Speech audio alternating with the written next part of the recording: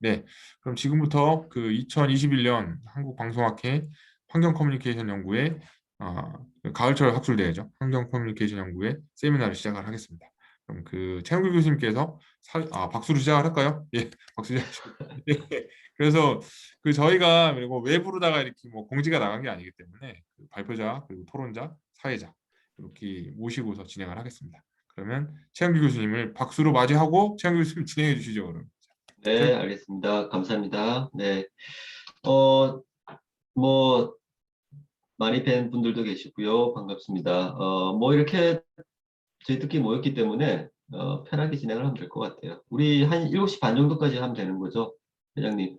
네, 7시 반 정도까지이고 그 발표는 15분 정도로 말씀을 드려놨어요. 그래서 네네네. 15분 네. 발표 이렇게 진행을 하시면 될 것 같습니다. 네네. 대충 생각을 해봤는데 15분씩 발표하시면, 세태명이 45분이고, 그 다음에 토론자분들이, 세 분이시니까 한 5분 정도씩 네, 네. 하고, 그리고 답변 5분씩 이렇게 하면, 대충 뭐 이렇게, 시간이 될 것 같아요. 그리고 순서만 한 가지 업데이트 제가 드려야 되는데 그 윤여한 네. 교수님께서 수업이 네. 있으셔서 아, 윤여한 그렇군요. 교수님께서 이제 담당하신 연구 발표를 처음 이제 하셔야 될 것 같아요. 처음 진행을. 네. 네, 네. 유기관 교수님께서 그러면 이승원, 박준규, 오유선 선생님 팀 맡으시고 이러신 건가요? 차승훈일 텐데. 네, 차승원 네, 맞아요. 네, 박사과정 외 3인. 네, 맞아요. 네. 네. 그럼 유근희 선생님은 윤호영 유구희 선생님이 선생님과 박준규 외 예, 이승훈, 네, 오케이. 이승만 그렇게 음, 하면 되고요. 그럼 조인호, 대표님이 대표님이, 윤호영, 윤호영 네. 교수님. 네. 네. 윤호영 선생님은 지금 대기 들어오신 것 같은데요. 지금 그 언론학회 이사회가 아니라 언론학회 총무진 회의하고 지금 같이 하고 있는데 바로 들어올 겁니다. 들어올 네, 거고요. 알겠습니다. 네. 네. 그러면 저희 뭐 시작하기 전에 간단히, 이렇게 짧게 소개를 서로 좀 하고 인사 나누고 진행하도록 하죠. 먼저 우리, 어, 발제자분들이 굉장히 많아서 방이 풍성해 보여서 좋습니다. 네. 먼저 발제자분들 순서를, 소개를 먼저 하시죠. 제가 보이는 순서대로, 호명을 좀 하겠습니다. 우리 박충교 선생님. 네, 안녕하세요. 저는 서강대 신문방송학과 박사과정 박준규라고 합니다. ESG에 대한 언론보도 프레임 및 실무자 인식 연구 관련해서 발표를 맡게 됐습니다. 잘 부탁드리겠습니다. 네, 감사합니다. 우리, 그다음 최근원 선생님. 네, 안녕하세요. 저는 서강대학교 신문방송학과 석사과정 최근원입니다. 환경 다큐멘터리에 관한 연구를 진행하였습니다. 네. 와, 너무 환경적으로 깨끗하게 잘생기신 것 같아요. 네, 네, 이승원 선생님. 환경적으로 깨끗. 네, 안녕하세요. 저도 서강대학교 신문방송학과에서 석사과정 공부하고 있는 이승원입니다. 박준규 연구자와 함께 연구 진행했습니다. 잘 부탁드립니다. 네, 반갑습니다. 그다음에 우리 육은희 선생님. 네, 저는 서울대학교 지능정보사회 정책연구센터에서 지금 박사학 연구원으로 있습니다. 오늘 그 ESG 관련해서 프레임 분석 그리고 관련된 인터뷰한 논문에 대해서 토론을 맡았습니다. 네, 반갑습니다. 그다음 심승범 선생님. 네, 안녕하세요. 저는 서강대학교 신문방송학과 석사과정에서 공부하고 있습니다. 이승원, 박준기, 오유선 연구자님과 함께 ESG 관련 언론 보도 프레임 관련해서 연구 같이 진행했습니다. 반갑습니다. 네. 그다음 차승훈 선생님. 네, 안녕하세요. 서강대학교 신방과 박사과정 차승훈입니다. 저는 장지혜 최근원 연구자와 함께 환경 다큐멘터리 서사 분석을 진행하였습니다. 잘 부탁드립니다. 네, 반갑습니다. 와, 목소리 너무 멋지시네요. 네. 그다음에 오유선 선생님. 네, 안녕하세요. 저는 서강대학교 신문방송학과 박사과정에 있는 오유선이고요. 박준규, 이승원, 심승범 연구자님과 함께 연구를 진행했습니다. 감사합니다. 네, 반갑습니다. 그다음 우리 또 우리 서강대 선배 되시겠네요. 우리 조인호 대표님. 네, 반갑습니다. 저도 소개를 하는 겁니까? 안녕하세요. 정윤호라고 합니다. 지금 제가 오피니언 라이브의 대표를 맡고 있고, 뭐 아시는 분들이 꽤 되는 것 같아요. 회사가 하는 일들이 주로 마이닝 분야하고 모델링 분야 쪽을 주로 하는 회사이고, 그래서 저한테 텍스트 마이닝 페이퍼를 하나를 던져주신 것 같은데, 네, 오늘 좋은 발표와 토론이 있었으면 합니다. 네, 반갑습니다. 네, 감사합니다. 퇴근도 못 하시고, 네, 감사드립니다. 네, 우리 장지혜 선생님. 네, 안녕하세요. 저도 서강대학교 신문방송학과 석사과정 장지혜입니다. 최근한 차승훈 연구자님과 함께 미세먼지 다큐멘터리 분석을 하였습니다. 잘 부탁드립니다. 네, 반갑습니다. 네, 우리 언론학계의 능력남, 우리 유경환 교수님. 네, 안녕하세요. 전북대학교 신문방송학과 유경환입니다. 그 환경 다큐멘터리 서사 분석 관련한 페이퍼 토론 맡았고요. 이따가 바로 이어서 제가 토론 열심히 하겠습니다. 네, 반갑습니다. 그러면은 우리 뭐 발표 순서는 뭐 딱히 상관은 없겠지만 여기 처음에 이제 조재희 회장님께서 주신 순서대로 발표는 하도록 할게요. 이승원, 박준규, 오유선, 심승권 선생님, 그 다음에 윤호영 선생님은 상황 봐서 죄송한데 지금 차승훈 외에 논문을 먼저 해야 됩니다. 그래야지 유경환 교수님이 토론하고 가셔야 돼요. 하나 수업 하고 때문에. 이렇게 또 토론하고 하나 하고 토론하고 이런 식으로 진행을 할까요, 그러면? 네, 지금 수업 때문에 유경환 교수님 수업을 들어가셔야 돼갖고. 아, 알겠습니다. 죄송합니다. 그러면은 네, 세 번째가 이제 첫 번째로 가고 두 번째, 세 번째는 이제 윤호영 선생님 들어온 순서 봐서 이렇게 할게요. 그러면 자, 그럼 우리 차승훈, 장지혜, 최근원 선생님 네, 발표 부탁드릴게요. 15분 시간 드리겠습니다. 네, 화면 공유하겠습니다. 네, 보이십니까? 네, 잘 보입니다. 네, 발표를 시작하겠습니다. 네, 안녕하십니까. 저희는 환경 다큐멘터리 서사 분석을 통한 미세먼지 현상에 관한 비판적 고찰, MBC 스페셜, MBC 다큐 프라임을 중심으로 발표하게 된 서강대 신방과 박사과정 차승훈입니다. 이 연구는 3명의 공동 연구이고요. 그리고 이 자리에 참석해 주시고 발표할 수 있는 기회를 주셔서 진심으로 감사드립니다. 그럼 발표를 시작하도록 하겠습니다. 연구의 구성은 크게 연구 문제와 연구 방법을 논의하는 서론, 그리고 본론, 그리고 결론 순으로 구성이 되어 있습니다. 네, 본론입니다. 서론입니다. 2021년 현재 코로나 바이러스가 사회 모든 담론을 장악하고 있기 전 한국 사회에서 가장 지배적이었던 환경 이슈는 보시는 바와 같이 미세먼지일 것입니다. 2019년 한국환경정책평가연구원 발표에 따르면 국민 10명 중 9명 이상이 현재의 미세먼지 농도가 지난 10년 전과 비교하여 크게 증가했다고 생각하고 있는 것으로 나타났습니다. 이처럼 미세먼지 문제는 국내외의 핵심 문제가 되었으며 미디어와 언론은 이러한 현상을 끊임없이 다루고 있습니다. 따라서 텔레비전 텍스트, 그중에서도 미세먼지 이슈를 다루는 환경 다큐멘터리를 선정하여 환경 문제를 어떻게 다루는지 조명하였습니다. 환경 다큐멘터리가 미세먼지에 관해 어떤 식으로 의미를 부여하고 서사의 심층에 있는 이데올로기는 무엇인지, 그리고 환경 다큐멘터리가 어떻게 사회와 관계 맺고 있는지를 알아봄으로써 미세먼지를 둘러싼 다양한 의미 작동 방식을 고찰하고 공영방송, 즉 공영방송이 MBC를 대표로 하는 공영방송이 어떤 방식으로 환경 메시지를 공중에게 전달하는지 확인했습니다.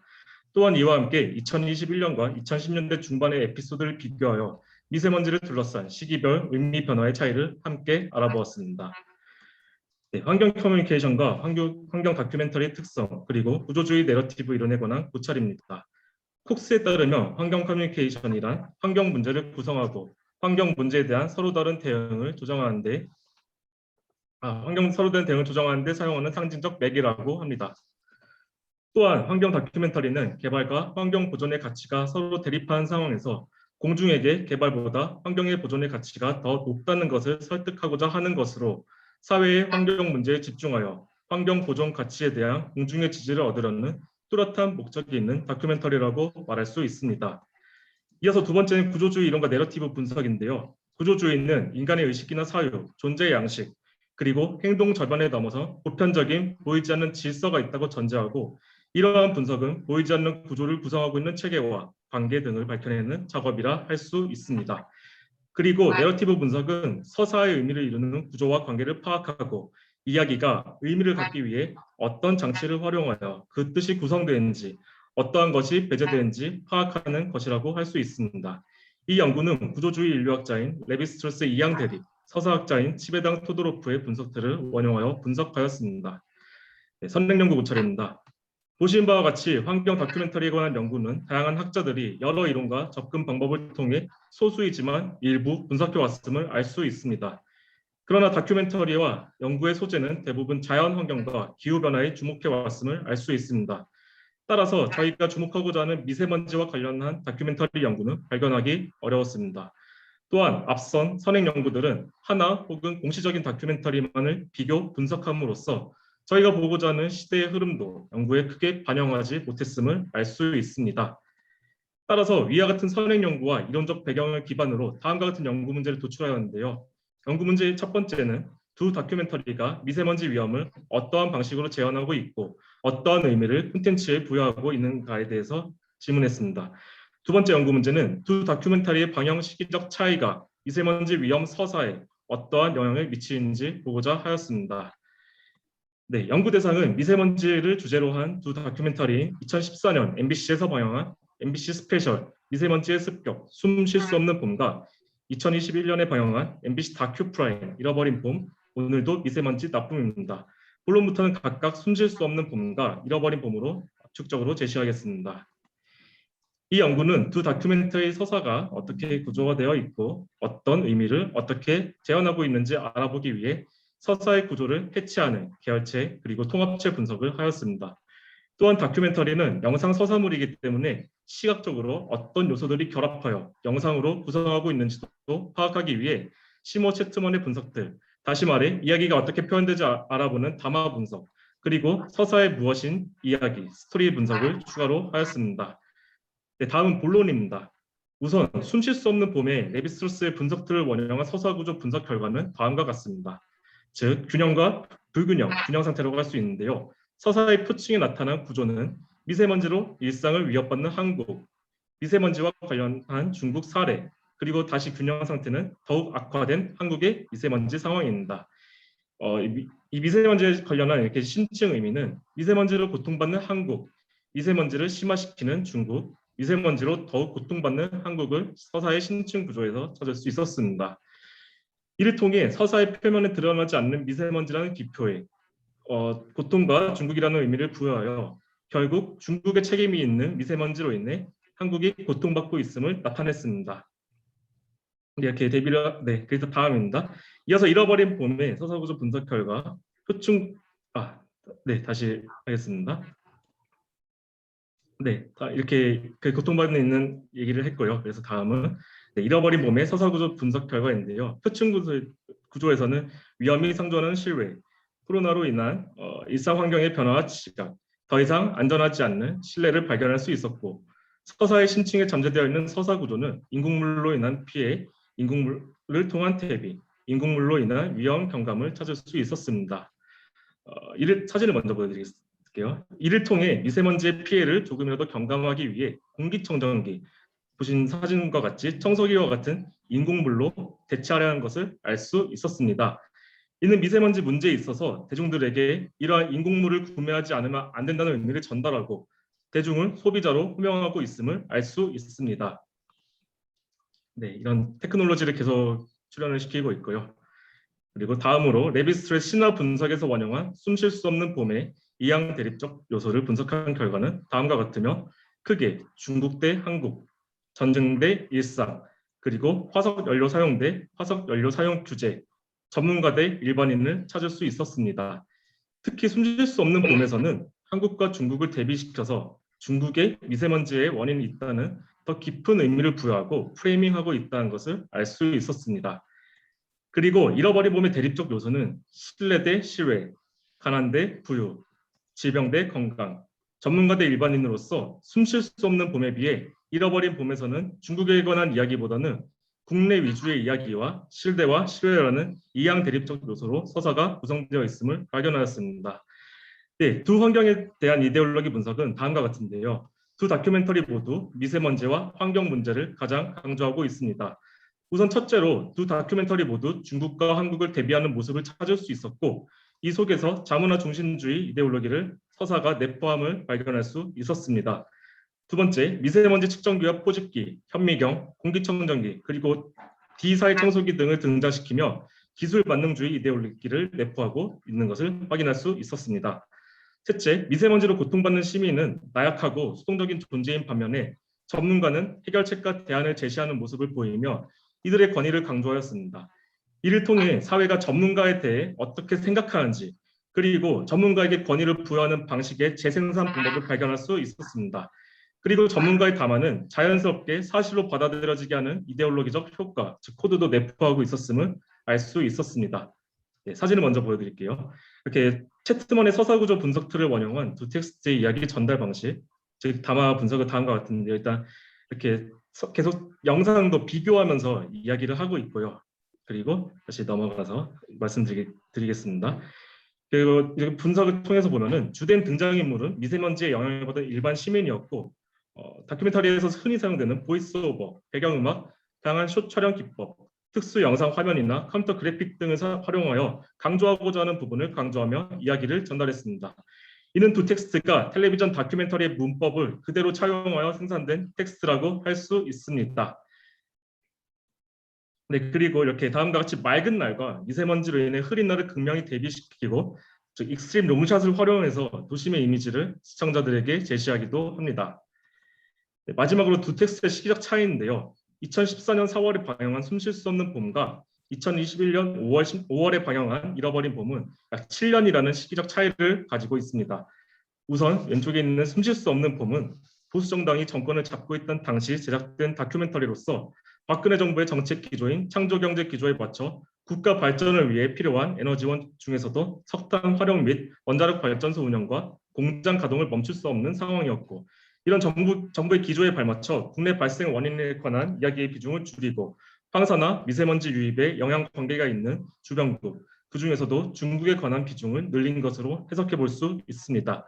반면에 오른쪽에 보시는 것처럼 잃어버린 봄은 올해 방영한 다큐멘터리로서 문재인 정권의 푸른 하늘의 날의 제안, 미세먼지 저감 및 관리에 관한 특별법, 미세먼지 관리 종합대책 등을 이야기하며 국외보다는 정부와 국민과 같은 국내 행동에 조금 더 초점을 맞추고 있었음을 볼 수 있었습니다.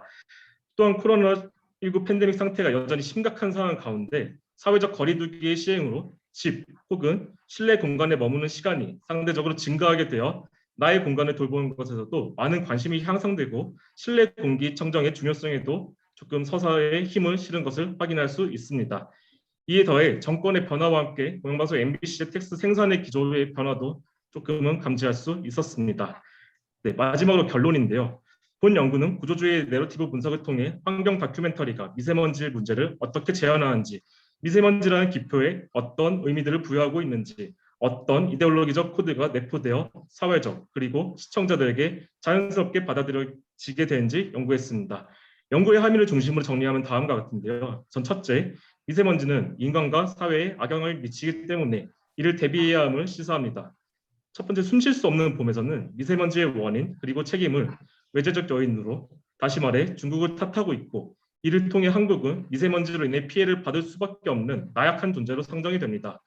방독면과 같은 기표를 활용하여 결국 미세먼지로 고통받는 상황은 전쟁 상황이라는 메타포를 제시한다고 할 수 있습니다.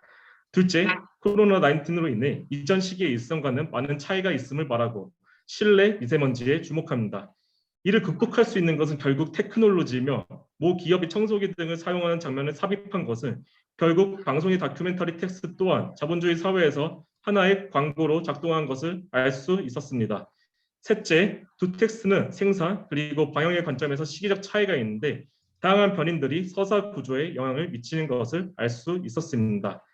넷째, 두 텍스트 모두 국내에서 제작 생산됐기 때문에 한국적 시선과 코드가 자연스럽게 개입되어 있는 것을 볼 수 있었습니다. 기술을 통해 미세먼지를 극복할 수 있다는 점은 기술 만능주의와 소비 이데올로기가 내포되어 있음을 발견했습니다. 네, 이 연구는 환경 커뮤니케이션 연구에 있어서 많이 다루어지지 않았던 환경 다큐멘터리를 내러티브 이론을 통해 분석했기 때문에 연구의 지평을 일부 확장했고, 코로나19이 일상화되고 미세먼지 담론이 소멸한 것 같은 상황에서 미세먼지에 어떤 관점으로 어떤 의미를 부여하는지 알아본 연구라는 점에서 의의가 있다고 할 수 있겠습니다. 하지만 다양한 텔레비전 텍스트 중에 같은 방송사의 두 편의 다큐멘터리를 연구 대상으로 선정하여 분석한 것과 연구자들의 자의적인 시각 그리고 해석이 자연스럽게 개입되어 있을 가능성이 존재한다는 점은 본 연구의 명확한 한계라고 할 수 있겠습니다. 네, 저희 발표는 이상으로 여기서 마치고요. 긴 시간 동안 경청해 주셔서 진심으로 감사드립니다. 감사합니다. 네, 수고하셨습니다. 뭐 시간을 너무 이렇게 잘 맞춰주신 것 같아요. 앞부분에 저희가 소개하느라 시간 좀 쓴 게 있는데 그걸 거의 이렇게 상쇄시켜 주실 수 있었던 것 같아요. 우리 유경환 교수님 이렇게 좀 바쁘시니까 바로 네, 토론 좀 부탁드리겠습니다. 네.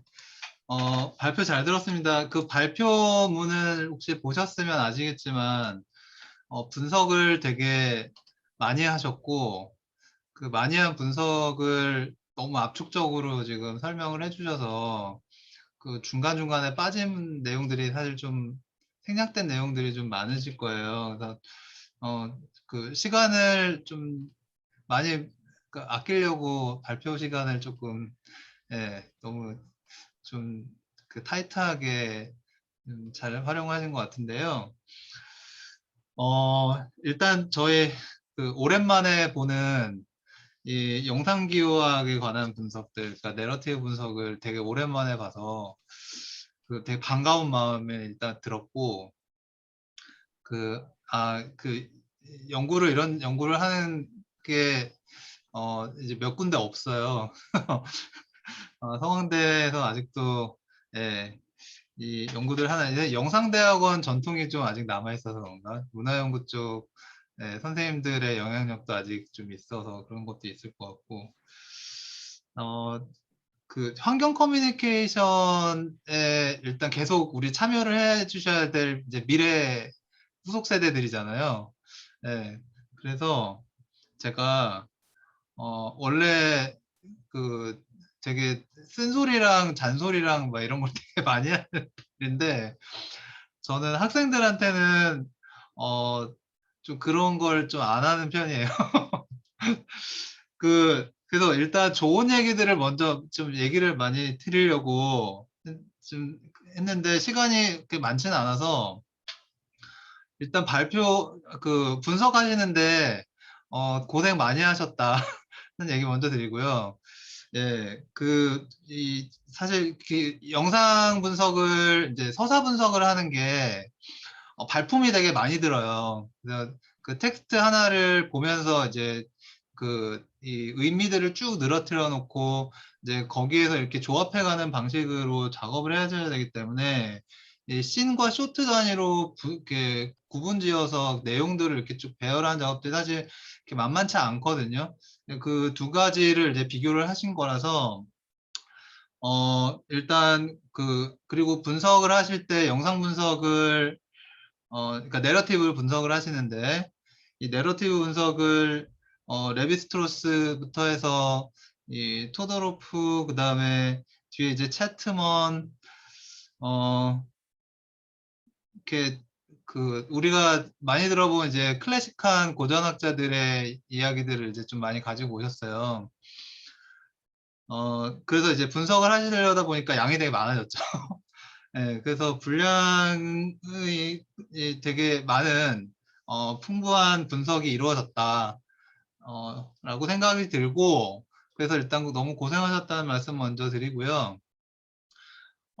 발표를 끝내는 게 아니고 이제 이거를 이제 좀 연구물로 구체적인 저널 아티클로 이렇게 퍼블리시까지 생각을 해주신다면 네, 그러면 이제 제가 조금 고민해 볼 지점들을 몇 가지만 말씀을 좀 드릴게요. 네, 일단 첫 번째 그러니까 내러티브 분석은 되게 고전적으로 많이 하는 분석인데 사실 말씀해 주셨던 레비스트로스의 그러니까 레비스트로스의 분석은 이제 이항 대립이라는 요소를 가져오시는 거 좋은데 사실은 어떤 이 스토리 안에 들어있는 신화소 같은 요소들이잖아요. 예, 그러니까 이게 프롭에서 말하는 의미소 같은 거이기도 하고, 근데 이 의미소나 신화소가 그 중요한 이유는 그 의미의 배열이 중요한 거거든요. 그래서 이 결국은 그 특정한 의미들이 어떤 식으로 배열돼서 그게 어떤 의미들을 형성해 가는지를 보시는 게 중요하고, 그리고 그게 사실은 채트먼의 내러티브 분석에도 들어가요. 그래서 지금 저도 이제 석사 때 그 채트먼을 이제 좀 봤었는데 이 78년도작이에요.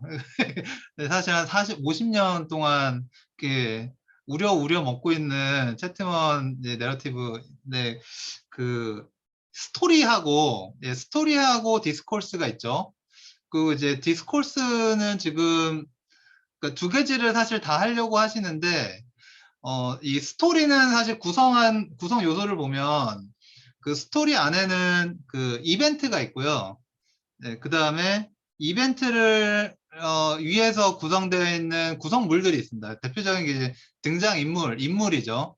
네, 인물하고 그 배경들인데, 그래서 스토리를 분석하실 때 어떠한 그 행위가 일어나는 사건과 그 사건을 실제로 유발하는 환경과 등장인물, 요 두 개를 다시 분석해서 캐릭터를 분석하거나 아니면 그 배경을 분석하거나, 그리고 어떤 그거에 대한 이벤트를 엮어가서 그게 하나의 스토리가 되고, 만약에 스토리를 분석을 하신다면은 고민해 볼 지점이 이야기에 이벤트가 있고, 그다음에 그 이벤트 행위자가 있는데, 문제는 지금 환경 다큐멘터리의 대다수는 이벤트의 행위자들이 특정되지 않아요.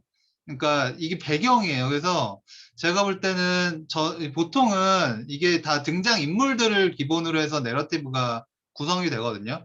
그러니까 뭐 프로프의 것도 그렇고, 그다음에 뭐 채트먼도 마찬가지고, 이게 다 소설 텍스트에서 이게 등장인물들이 어떤 행위를 해서 그게 어떤 결말을 가는지를 쭉 찾아가는 거니까 레비스트로스도 사실 마찬가지입니다. 그래서 근데 이 이벤트 안에, 그러니까 이벤트를 유발하는 등장인물이 특정되지 않는다면, 그러니까 이게 환경 다큐멘터리의 특징일 텐데, 그러면 뭘 분석해야 될지 이제 그게 사실 고민의 포인트인 것 같아요. 그게 이제 배경이든지 환경에 관한 비인격적인 주체가 어떤 행위를 유발하는 이제 주체가 된 거란 말이에요. 거기에 대한 캐릭터와 이벤트가 이렇게 결합되는 게 이야기고, 그게 분석이 돼야 될 것 같다라는 생각이 좀 들고요. 그 다음에 이제 디스코스 같은 경우는 우리가 일반적으로 담론이 아니라 이제 담화라고 보통 번역 잘 하셨는데요. 그 담화에서는 이게 그러니까 우리가 이제 대화 같은 거예요. 쉽게 말하면. 예, 그래서 이 어떤 물성을 지닌 그 이야기의 어떤 응집체나 덩어리 이런 담론 개념 말고 조금 다르게 사용하고 있어서, 이 부분에서 이제 우리가 그 환경 다큐멘터리에서 많이 쓰는 뭐죠? 나레이터. 예. 그 내레이션을 하는 내레이터가 이 디스코스 부분에서 분석이 돼야 될 것 같다. 두 개가 겹쳐졌을 때 채트먼식의 내러티브 분석이 이루어질 수 있지 않을까 하는 게 이제 좀 제 생각이었고요. 그래서 그 분석을 많이 하셨는데, 이제 그 부분을 너무 이제 좀 간단하게 표현을 하시려고 하다 보니까 고생한 분석 내용들이 이렇게 좀 촘촘하게 배열되어 있는 결과물들이 지금 제시가 되지 않고 있어서, 그게 사실 좀 제시가 되는 게 더 중요할 것 같습니다. 이제 그러다 보면은 이제 아까 이제 말씀하셨던 것 중에서 그 대표적으로 이제 이 서사구조 분석의 심층구조와 이제 표층구조, 그러니까 그러면 기표와 기이와의 관계인데, 그 미세먼지로 인해서 피해받는 한국이 심층의 이미지는 피해받는 한국이랑 사실 거의 비슷해요. 그러니까 제가 볼 때는 심층의 이 의미는 표층의 의미하고는 조금 전혀 다른, 연구자들의 어떤 이제 연구자들이 파악한 의미가 이제 들어가야 될 것 같거든요. 그러니까 제작자들은 무의식적으로 이제 코드화해 놓은 이야기들이 연구자가 그 코드를 읽어내서 이 의미는 이런 것이다라고 해석하는 것이 이 심층의 의미인데, 이제 그 부분을 이제 표층과 심층, 소위 말하는 이제 기표와 기의 관계가 이렇게 너무 좀 차별적이지 않다. 두 개가 좀 비슷하다. 그래서 조금 더 의미를 한번 뒤집어서 생각해 보시면 더 좋을 것 같아요. 이를테면은 그게 이제 이데올로기 분석이랑 연관이 되는 거라서 사실은 이제 분석을 이렇게 조금 하나로 좀 모으시면 사실 더 좋을 것 같은데, 이데올로기 분석을 할 때, 이 두 개의 비교 대상인 다큐멘터리를 비교를 하셨잖아요. 근데 그 비교를 했을 때 우리가 비교를 하는 목적은 사실, 그러니까 비교를 하는 기준은 크게 두 가지예요. 다른 텍스트를 동일한 시점에서 분석하거나, 다른 시점에서 동일한 텍스트를 분석하거나, 그러니까 비교 대상이 그러니까 비교하려는 것이 무엇이냐 하는 이 차원의 분석이 있어야 되고, 그 비교를 해서 나온 공통의 원리를 끄집어낸다. 그러면 이제 그게 무엇이냐를 끄집어내는 것도 사실 의미가 있거든요. 그러니까 예를 들면은 이제 마지막, 그러니까 두 번째 2021년도에 나왔던 다큐프라임 같은 경우에 이 미세먼지가 코로나19로 인해서 집안에 있는 실내 미세먼지로 이제 이 화제가 옮겨가고, 실내 미세먼지를 어떻게 처리해야 될까 하니까 뭐 공기청정기도 들어가고 막 이렇게 한단 말이에요. 그러니까 이게 그 사람들이 거기서 나타나는 뭔가 이데올로기가 다른 게 없을까? 뭐 예를 들면 단적으로 우리가 신자유주의 이데올로기라는 게 자기 관리나 자기 통치성을 스스로한테 맡기는 거잖아요. 그러니까 환경에 취약한 개인들에게 이 책임을 전가하는 그런 일종의 신자유주의적 이데올로기가 거의 들어가 있는 건 아닌가, 이런 거를 이제 끄집어내는 그런 작업들이 이제 사실 더 중요한 작업인 것 같다 하는 말씀을 좀 드릴게요.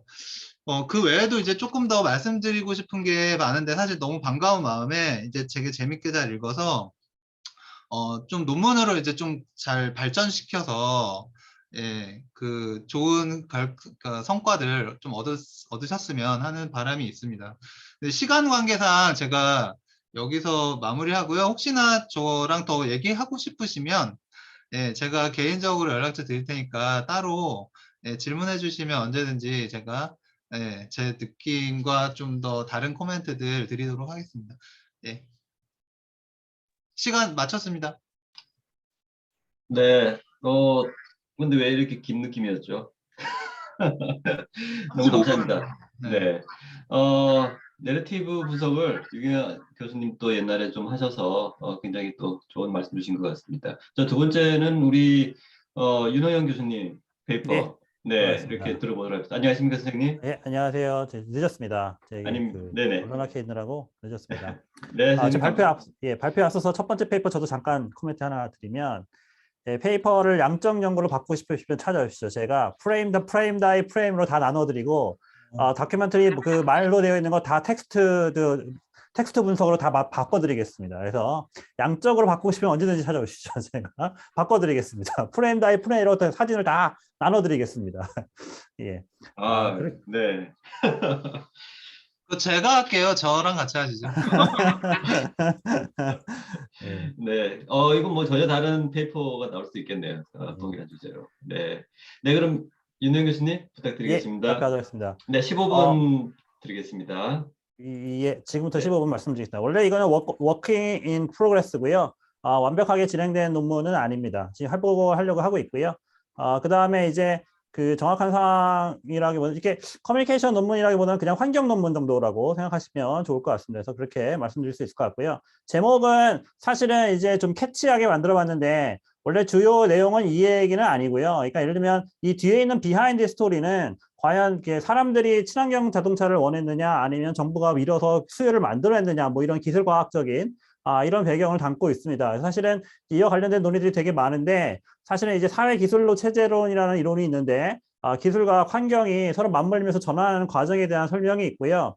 뭐 주요한 얘기는 제가 그 여러 가지가 있는데, 혁신 정책과 관련돼서 특히 환경과 관련해서 한 3가지 단계가 있다라고 보는데, 첫 번째는 이제 과학자들이 혁신을 만들어서 사회를 이제 기술 중심의 사회로 만든다고 하는 논의가 있고요. 두 번째는 이제 이게 과학자들이 아니고 기업이 문제 활동을 문제를 해결하기 위한 활동을 하다 보니까 그런 것들이 이제 사회와 마주치면서 어느 하나 자체의 사회를 하나의 혁신 시스템으로 만들어 가지고 이제 계속 기술을 발전시킨다 이런 얘기가 있는데 요거는 이제 그냥 쉽게 얘기하면 그 카카오 모빌리티 같은 거라고 생각하시면 되겠습니다. 그런 식으로 이제 사회 체계를 바꿔간다 이런 것이 있고요. 세 번째는 이제 이게 과학 집단의 엘리트들에 의한 집단이라기보다는 혹은 기업에 의한 그런 활동이라기보다는 뭐냐면 사회 시스템 전체적인 시스템 전체가 움직여 나가는 거죠. 그래서 사회 전체가 움직여 나가는 건데 이 과정에 있어서 단순히 이제 과학자들이라든가 아니면 이제 기업가라고 하는 행위자를 보는 게 아니라 사회 전체에 어떤 그런 환경 변화가 뭐 거대한 쇼크라든가 이런 코로나 같은 그런 환경 변화가 그 사회 전체의 체계를 흔들고 그 체계가 기존에 있는 과학기술 체계 전체의 기반을 흔들게 되니까 새로운 기술 나오게 되고 새로운 수요를 만들게 되고 그러다 보니 사회 전체 기술이 넘어간다 뭐 이런 식의 얘기거든요. 이게 쉽게 얘기하면 저기 그 배달 업종 이런 거 생각하시면 됩니다. 그러니까 그 전에 이제 그런 플랫폼들이 생기게 됐는데 코로나가 오니까 갑자기 이게 푸시가 일어나고 디맨드가 쌓으니 기업이 날아가고 AI 하겠다 그러고 M&A 일어나고 이런 식으로 쭉 이게 이끌어 나가는 요게 이제 3단계의 발전이라고 생각하면 되겠는데 그러면 이제 요렇게 전체적인 이론이 1, 2, 3단계가 있는데 그러면 우리가 그린 테크놀로지 즉 이게 환경 변화와 관련된 사항들이 있는데 요거는 어떻게 된 거냐 요건 어떻게 된 거냐라고 했는데 그 중에 띠으로 하나로 저희가 분석 데이터로 잡은 게 바로 이제 그 전기차와 관련된 내용이고요. 그런 거 시스템을 이제 그 이론에 따르면 여러 가지가 있습니다. 거시 환경 변화가 있고 원래 기술 레짐이 있는데 이 어떤 니치, 그러니까 예를 들면 그 전에는 이제 조금만 이렇게 분화되면서 올라오던 기술적인 사항들이 이제 레짐의 균열을 내는 거죠. 근데 그 균열이 그냥 내는 게 아니라 거시 환경의 변화가 수반되는 뭐 이렇게 공진화라고 하는 이런 과정이 있고 이제 그런 것들에 대한 복잡한 설명들이 막 있습니다. 되게 어렵고요. 인용이 막 6,000회 되어 있고 막 그렇습니다. 그래서 거의 아인슈타인이죠. 그래서 엄청나게 많이 되어 있는데 이제 그런 논의들이 쭉 진행이 되면서 여러 가지 논의들이 있고 그런데 이제 그러면 어떤 방식으로 그런 게 가능하냐 설명은 이해하겠지만 그 논의 자체의 구체성이란 게 어떻게 되냐 예를 들면 뭐 기술의 트래젝토리가 바뀐다든가 아니면 아까 지금 얘기한 것처럼 카카오처럼 예를 들면 뭐 2단계처럼 기업이 막 변화시켜서 혁신을 만들어내는 경우도 있고 코로나가 오는 경우도 있고 뭐 여러 가지 방향이 있는데 과연 그게 어떤 구체적인 내용을 가지고 있느냐라는 비판을 요 이론을 만든 사람이 받은 다음에 거기에 대한 비판을 내놨겠죠. 그래서 이것에 내놔가지고 여러 가지 설명이 있어서 경로가 5가지 정도 있다라고 설명하는데 첫 번째 경로는 예를 들면 이제 그냥 통상적인 거, 그냥 아무런 변화 없이 그냥 밑에서 그냥 예를 들면 자연스럽게 변화가 일어나기도 하잖아요. 그래서 그런 것들인 거고 두 번째는 이제 압력이 존재하는데 사실은 수요가 별로 없으니까 이제 아까 2단계 같은 거죠. 기업들이 막 이렇게 바꾸려고 노력하는 것들 그런 게 있고 세 번째는 이제 새롭게 변화되는 기존에 있던 질서 자체가 완전히 바뀌는 거예요. 그래서 그런 것들 타다와 비슷한 것도 있고 기술이 대체되는 거. 지금 같은 경우에 이제 예를 들면 뭐 이렇게 코로나로 인해서 뭐 전기차가 만약에 불렸다 그러면 이 기술이 대체되는 건데 이거는 외부 환경이 그러니까 니치 혁신이 즉 기존의 수요가 충분히 발전한 상태에서 높은 수준의 거시 압력이 막 들어오게 되면 갑자기 훅 올라오면서 현재의 레지온을 완전히 대체하게 되는 거거든요. 그러니까 이게 어떻게 보는 거냐면 코로나로 인해서 전기차가 막 발전한 거다. 막 이렇게 보는 거고, 이런 시각을 볼 수 있고, 만약에 대체하는 게 아니라, 이제 예를 들면 배열이 바뀌어나든가, 그러니까 그러니까 거시환경 변화가 여러 방면으로 다양하게 갑작스럽게 일어나면 현재의 기름 기반의, 가스 기반의 그런 것들에 대해서 회의적이 되면서 현재 레짐 쇠퇴하고 안 되겠다. 전기차 해야겠는데, 뭐 이런 것들이 이제 나오기 시작하면서 나왔는데, 이제 그런 것들이 발전하는 쭉 연속 속상에 갑자기 그냥 코로나 온 거다. 이렇게 얘기할 수도 있거든요. 그래서 탈배열이 있었는데 이제 그거에 그냥 거시충격이 온 거냐 아니면은 원래는 그렇게 그 정도는 아니었는데 갑자기 코로나라는 게 확 오니까 안 되겠는데 하고 갑자기 확 이게 튀어나간 거냐. 이런 식의 것들. 그래서 정확하게 말하면 탈배열 재배열 경로를 밟고 있느냐 아니면 기술 대체 경로이느냐 라고 묻는 그 질문이 사실은 여기서 하고자 하는 내용인데 제가 잘 표현을 못했죠. 그래서 타이틀을 잘 표현을 못했습니다. 그래서 이제 워킹 프로그레스이고 그래서 이제 그런 얘기를 말씀드릴 수가 있고 근데 이제 그 중에 이제 어떻게 풀어낼 거냐 여러 가지 이유가 있습니다. 여러 가지 방법이 있는데 어떻게 풀어낼 거냐가 있는데 보통은 이제 텍스트 기반으로 저는 풀어내고자 하고 있고 예전에 해본 적이 있어요. 그래서 어떻게 했냐면 8개 국가의 신문 기사를 싹 긁어가지고 제가 인공장기로 한 적이 있습니다. 인공장기로. 그랬더니 이제 예를 들면 그 나라의 제도라든가 아니면 어떤 그 기존적인 문화 같은 게 신문 기사에 반영이 되더라. 그래서 예를 들면 여러 가지가 있습니다만 미국하고 영국은 나오는 제도도 조금 다르긴 하지만 기본적으로 어떤 식의 논의가 되느냐는 배열이 되게 비슷하고 그다음에 이게 재밌는데 스페인 같은 경우는 예를 들어서 이게 기본적으로 얘네는 장기 이식이 바이 디폴트거든요. 그러니까 우리나라는 장기 이식 하겠다 사인해야 되잖아요. 근데 얘네는 디폴트예요. 그래서 기본적으로 수요, 그러니까 장기에 대한 그 뭐죠? 그 뭐 서플라이가 줄지 않아요. 왜냐면 사람은 항상 많이 죽게 되어 있고 장기 이식은 자동으로 되어 있으니까. 근데 여기가 비어 있는 게 뭐냐면 어린애들. 이게 휙 비어 있는 거죠. 왜냐하면 죽으면 자동으로 하게 돼 있지만 애들이 별로 안 죽잖아요. 그래서 그런 것들 때문에 얘네들은 실제적인 장기 뭐 이종장기, 인공장기를 할 때 신장 보조제 이런 식으로 발전시키고 막 신장을 대체하거나 이런 것들은 잘 안 한다. 그런데 프랑스 봤더니 얘네는 막 인공신장을 만들고 막 이런 식의 뭔가 문화적인 거하고 이런 것들이 다 이렇게 연결이 되더라. 이런 걸 제가 해본 적이 있었고, 그래서 그럼 자동차도 우리가 이제 다른 분이 있는데 그분하고 같이 협업해가지고 자동차도 이제 비슷한 수준으로 우리가 기술 체계 발전에 대한 것들을 할 수 있지 않겠느냐라는 얘기를 했고, 이제 그런 것들을 하려고 했더니 페이퍼가 막 나오기 시작한 거예요. 데이터를 모았는데 다른 분이 페이퍼를 막 내기 시작했습니다. 어떡하지? 막 그러는데 다행히 이분들은 독일만 했다. 독일만 했는데 독일을 봤더니 뭐 이렇게 여러 가지가 있는데 중요한 건 뭐냐면 얘네들은 이제 전기차가 되게 좋다. 뭐 이런 얘기하고 그다음에 R&D하고 R&D 유저빌리티 얘기를 하고 그다음에 R&D하고 인더스트리 얘기는 시간이 지날수록 올라오는데 실제로 인프라라든가 뭐 이런 부분에 대한 것들 팔리시 같은 경우는 아직 이렇게 올라오지 않는 거예요. 제가 생각하기에는 이거는 독일 자동차가 유명하지 않습니까? 삼각별, 동그라미 4개, 그쵸? 그다음에 뭐 이렇게 있잖아요. 그러니까 얘네들은 아직까지 팔리시 정책으로 이렇게 밀지 않고 있는 상황, 뭐 이런 상황을 볼 수 있고, 그래서 이제 우리가 빨리 내야겠는데요? 하고 있는데 갑자기 페이퍼가 더 나왔죠. 그래서 누가 중국을 했다. 중국을 해가지고 이게 계속 밀리고 있습니다. 이걸 하려고 했는데 누가 중국을 했어요. 중국을 했더니 얘네는 뭐냐? 정책적으로 얘는 뭐냐면 디맨드를 올리는 거예요. 정책적으로 전기차에 우리는 이제 그 뭐죠? 개솔린 기존의 그 엔진 기반에 단순히 늦었으니까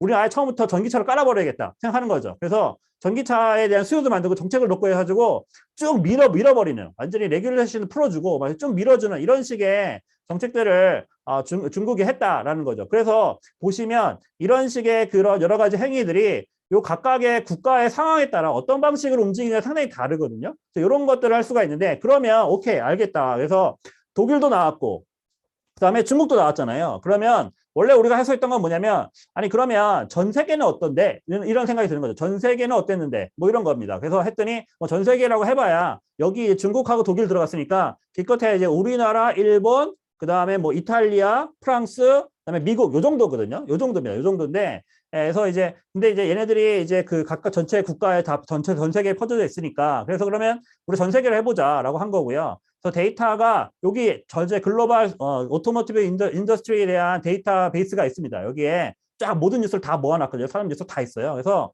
여기서 저희가 그 예를 들면은 2009년 1월부터 2021년 6월까지 145개월의 자회차를 다 모았고요. 모아가지고 모았더니 전체적으로 보면은 대충 대충 기사 수가 이렇게 한 2만 건, 2만 4천 건 정도 됩니다. 2만 4천 건 정도 되고 한 달 평균 167건이고 봤더니 이 기사가 전체적으로 보니까 사이클이 있더라. 10년의 주기를 봤더니 이렇게 사이클이 나타나더라. 요 사이클이 나타나가지고 우리가 그러면 기사를 분석할 때 여기 피크 올라오는 요 시점까지를 상승 시기로 사이클 한 시기로 나누고 내려가는 요 시기를 2시기로 놓고 올라가는 요 시기를 3시기로 놓다 이렇게 했거든요. 이게 이제 2017년 말부터 2018년 요 시점이고 이렇게 시기를 나눌 수가 있다. 그래서 이렇게 우리가 한번 분석을 해보자. 그래서 1, 2, 3시기를 나눠가지고 텍스트 분석을 했습니다. 했더니 기본적으로 단어 빈도를 봤더니 이제 어떤 느낌이냐면 이제 그 전에는 1, 2시기 예를 들면 2009년, 14년 이럴 때 어떤 느낌이냐면 이럴 때는 세일 뭐 이렇게 그다음에 뭐 리터 몇 리터 차냐 뭐 3,800cc여야 된다 뭐 이런 거 얘기들이 막 나오다가 이제 3시기 2019년부터는 이제 그런 것들이 상위에 사라지고 뭐가 나오냐면 일렉트로닉, 배터리 이런 게 위로 올라오는 거죠. 당연히 이제 예상이 되는 것들이긴 하죠. 그런데 중요한 건 뭐냐? 2019년은 코로나 나기 이전이었다는 거예요. 코로나 나기 이전부터 이게 올라오고 있었다는 거고, 그다음에 이제 TF, IDF를 했습니다만 이건 뭐 그렇게 중요한 게 아니긴 한데, 근데 그 전 시기에 예를 들면 일렉트로닉 얘기 없었냐? 있었어요. 있었는데 순위가 되게 낮았다. 되게 낮았다. 저 밑에 있는데 이 순위 낮았던 이 밑에 있던 순위가 이제 2015년 정도까지도 28년까지도 잘 안 보이는데 2019년쯤 되니까 위로 올라오더라. 라는 걸 저희가 하나 볼 수가 있었고요. 그 다음에 이제 토픽을 나눴는데 토픽 모델링을 했는데 8개로 나눴어요. 8개 나눴더니 이게 어떤 8개가 있느냐 봤더니 예를 들면은 신차, 성능, 판매, 시설, 실적, 노동, 전기차, 합작법인, 수출 이렇게 한 8개의 토픽이 나오고 요거는 LDA 토픽 모델링을 한 게 아니라 스트럭처럴 토픽 모델링이라고 해가지고 이 시기에 따른 변화를 고려해서 확률을 만들어가지고 토픽을 만드는 거거든요. 그래서 이렇게 했습니다. 이렇게 토픽이 반응 확률이 높은 단어들이 이렇게 되어 있는데 사실은 요걸로 정한 게 아니고 저희가 뭘로 정한 거냐면 빈도는 높은데 다른 토픽과 베타성이 높은 단어가 또 추출이 돼요. 이게 STM을 하면 단순히 어떤 단어가 어떤 확률에 많이 들어가느냐가 중요한 게 아니고 이 단어는 이 토픽에서 정말 많은 빈도가 왔는데 다른 토픽하고는 겹치지 않아요. 뭐 이런 단어들이 있거든요. 요거를 검토했더니 대충 요렇게 8개의 토픽이 있더라. 그래서 저희가 토픽 STM 토픽 모델링이 또 좋은 게 뭐냐면 리그레션을 할 수가 있습니다. 리그레션을 해가지고 8개의 토픽이 매년 어떤 식으로 변화했느냐를 봤는데 2009년을 기준으로 해서 이렇게 플러스가 된 거는 뭐냐면 2009년보다 상승했다는 얘기인 거고, 그쵸? 그 다음에 여기 없다는 얘기는 뭐냐면 통계적으로 상승이라 보기도 어렵고 하강이라 보기도 어렵다는 거고, 여기가 마이너스라는 얘기는 뭐냐면 이제 2009년에 비해서 그 내용이 하강하고 있다는 얘기거든요. 그런데 보시면 아시겠습니다만 신차 얘기는 꾸준히 올라오는 것 같고 그렇긴 하지만 보시면 합작 법인 얘기도 점차적으로 줄어드는데 예를 들면 전기차 얘기는 갈수록 이게 폭이 늘어나죠. 폭이 늘어나고 수출과 관련된 얘기도 얼마나 글로벌 매출이 얼마나 늘어났다 이런 얘기도 시기적으로 보면은 이렇게 여기에 비해서 점차적으로 부폭이 줄어드는 이런 걸 발견할 수가 있습니다. 그래서 요거를 그래프로 그리면 이제 이렇게 나타나는데 보시면은 전기차가 요 노란색인데 갈수록 이렇게 증가들어오고 그 다음에 다른 토픽들이 이렇게 쭉 되는 거 있는데 저희 관심 있는 건 전기차니까 전기차가 이렇게 쭉 늘어나는 거 볼 수 있는데 중요한 건 뭐냐? 얘네는 이미 이때부터 2014년부터 올라오기 시작해서 쭉 올라오고 있었다. 그러다가 2019년에 이미 폭발적으로 한번 비약적으로 리프가 한번 일어난다. 그러니까 코로나가 아니라 코로나 이전에 한번 크게 올라온다는 거죠. 한번 크게 올라왔고 그래서 이게 원인이 도대체 어디 있을까? 이렇게 했더니 이제 이렇게 오다가 2019년에 확 여기서 한번 뛰는 거예요. 뜨고 그다음에 가다가 여러 가지 배터리, 하이브리드, 뭐 플랫폼, 레인지 얼마나 오래 가냐 하니까 레인지라든가 차지, 충전 이런 얘기들이 이미 여기 2018년부터 2019년 되는 시점에 이미 떴다라는 거죠. 그래서 코로나 이전에 이미 이런 움직임이 있었는데 코로나에 의한 외부 충격에 인해서 준비되었던 사람들이 갑자기 이게 펑 하고 터지는 이런 식의 변화가 일어난 것이다라고 얘기를 할 수가 있고 이걸 알아보기 위해서 저희가 단어 임베딩이라는 걸 썼어요. 단어 임베딩은 뭐냐면 어떤 특정한 단어와 다른 단어와 얼마나 그러니까 비슷한 근처에 있느냐. 이 단어가 나올 때 이 단어가 얼마나 근처에 있느냐 이런 거거든요. 봤더니 이제 예를 들면 일시기에 플러그, 하이브리드, 플러그드인 이런 구체적인 전기차의 내용이었는데 이게 이제 배터리 얘기로 넘어가고 3시기 되면은 뭐가 나오기 시작하면 퓨어 하이브리드 얘기가 나오기 시작하는 퓨어 하이브리드. 그러니까 단순히 여기는 플러그인 하이브리드 이렇게 놀다가 하이브리드보다 퓨어 순수 전기차가 올라오는 거고요. 배터리도 보면은 그 전에 얘기는 배터리 팩, 차지, 충전 이런 얘기였는데 커패서티 얘기가 나와요. 커패서티. 배터리는 기본인 거고 이제 중요한 건 뭐냐면 충전 뭐 이런 게 중요한 게 아니고 얼마나 많이 가냐 이런 얘기가 이제 나오기 시작했던 거예요. 뭔가 구체성이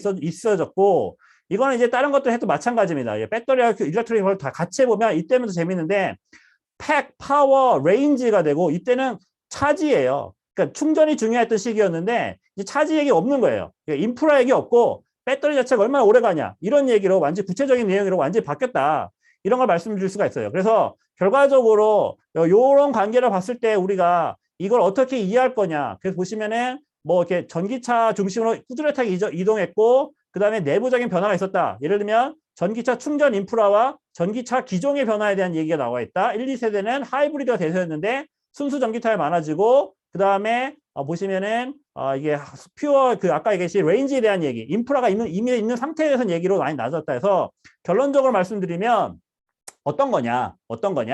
그래서 제가 보기에는 이게 기술 대체이냐 아니면은 탈계열 배열 경로이냐 어떤 거냐인데 사실은 뭐 5개 중에 반드시 하나를 선택하는 건 아니니까 제가 보기에는 요 2개의 어느 정도에 있지 않는 거 아니냐. 왜냐하면 니시 혁신이 충분히 발전한 상태에서 높은 수준의 거시 압력을 받은 걸 맞거든요. 코로나를 받은 거 맞고 근데 이제 기존의 것들이 쇠퇴를 안 하냐. 쇠퇴를 하게 된 거죠. 그래서 요 2개 사이 어딘가에 지금 있는 것 같다라고 말씀드릴 수 있을 것 같습니다. 여기까지입니다. 감사합니다.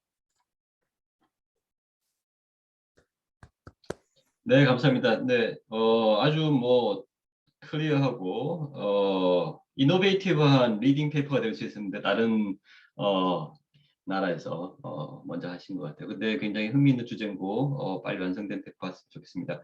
여기에 대해서 우리 조인호 대표께서 코멘트 해주시겠습니다. 네, 부탁드리겠습니다. 마이크 네 부탁드릴게요.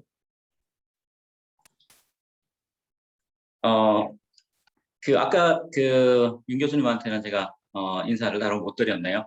오피니언 라이브의 조인호라고 합니다. 저도 못 드렸습니다. 네. 죄송합니다. 어쨌든 어제 제가 조재희 교수님으로 받았던 발제하고 오늘 이제 발표에 사용하셨던 부분들이 좀 내용들이 많이 추가가 돼서 제가 위쪽의 이론적인 논의라든지 이런 부분들에 대한 논의를 하는 거는 좀 부적절해 보입니다. 어쨌든 제가 듣기에는 이노베이션의 확산 과정과 관련해서 여러 가지의 이론적 트렌드라든지 이런 부분들을 전체적으로 조망을 하시고 그리고 코로나라고 하는 외부적 충격 요인들이 발생을 하는 상황에서 자동차 산업 그 중에서도 전기차와 관련된 부분들이 각 국가별로 어떠한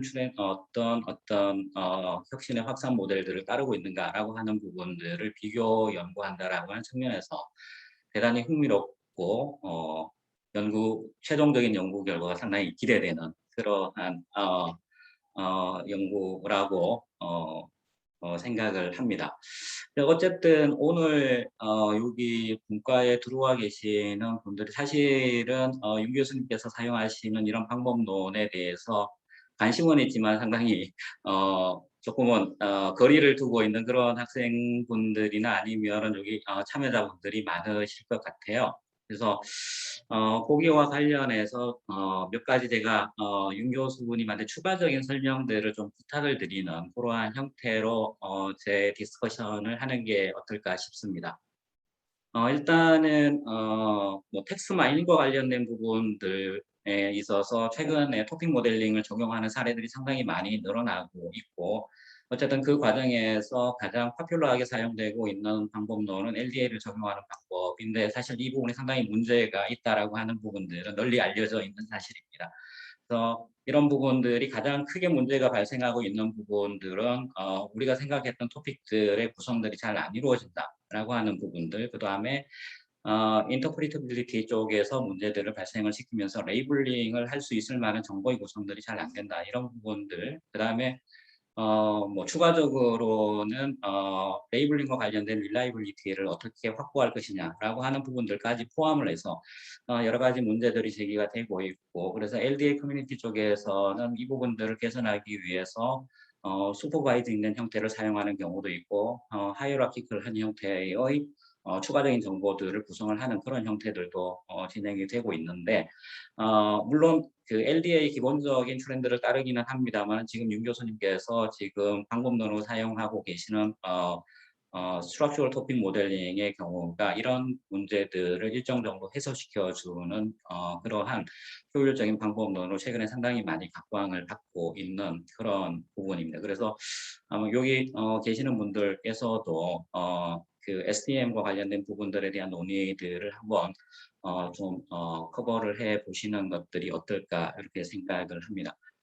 제가 조금 어쨌든 이 부분들은 아마 좀 그러니까 대답을 하시려면 시간이 좀 소요가 되는 그런 부분들도 있을 것 같은데 데이터 전천이나 이런 부분들에 대한 질문들은 사실은 뭐 이 자리에서 하는 것들은 좀 부적절할 것 같고 통상적으로 STM은 LDA 모형에 비해서 추가적인 정보들을 활용을 하는 형태입니다. 우리가 이걸 메타데이터라고 부르긴 하는데 지금 윤 교수님께서 하신 연구에 있어서 메타데이터로 어떤 부분들을 추가적으로 고려를 하셨는지 그 부분에 대한 이야기를 조금 듣고 싶고, 또 하나는 토픽 모델링과 관련돼서 사실 상당히 중요한 부분들이 가장 중요한 우리가 흔히 하이퍼 파라미터라고 부르는 부분입니다.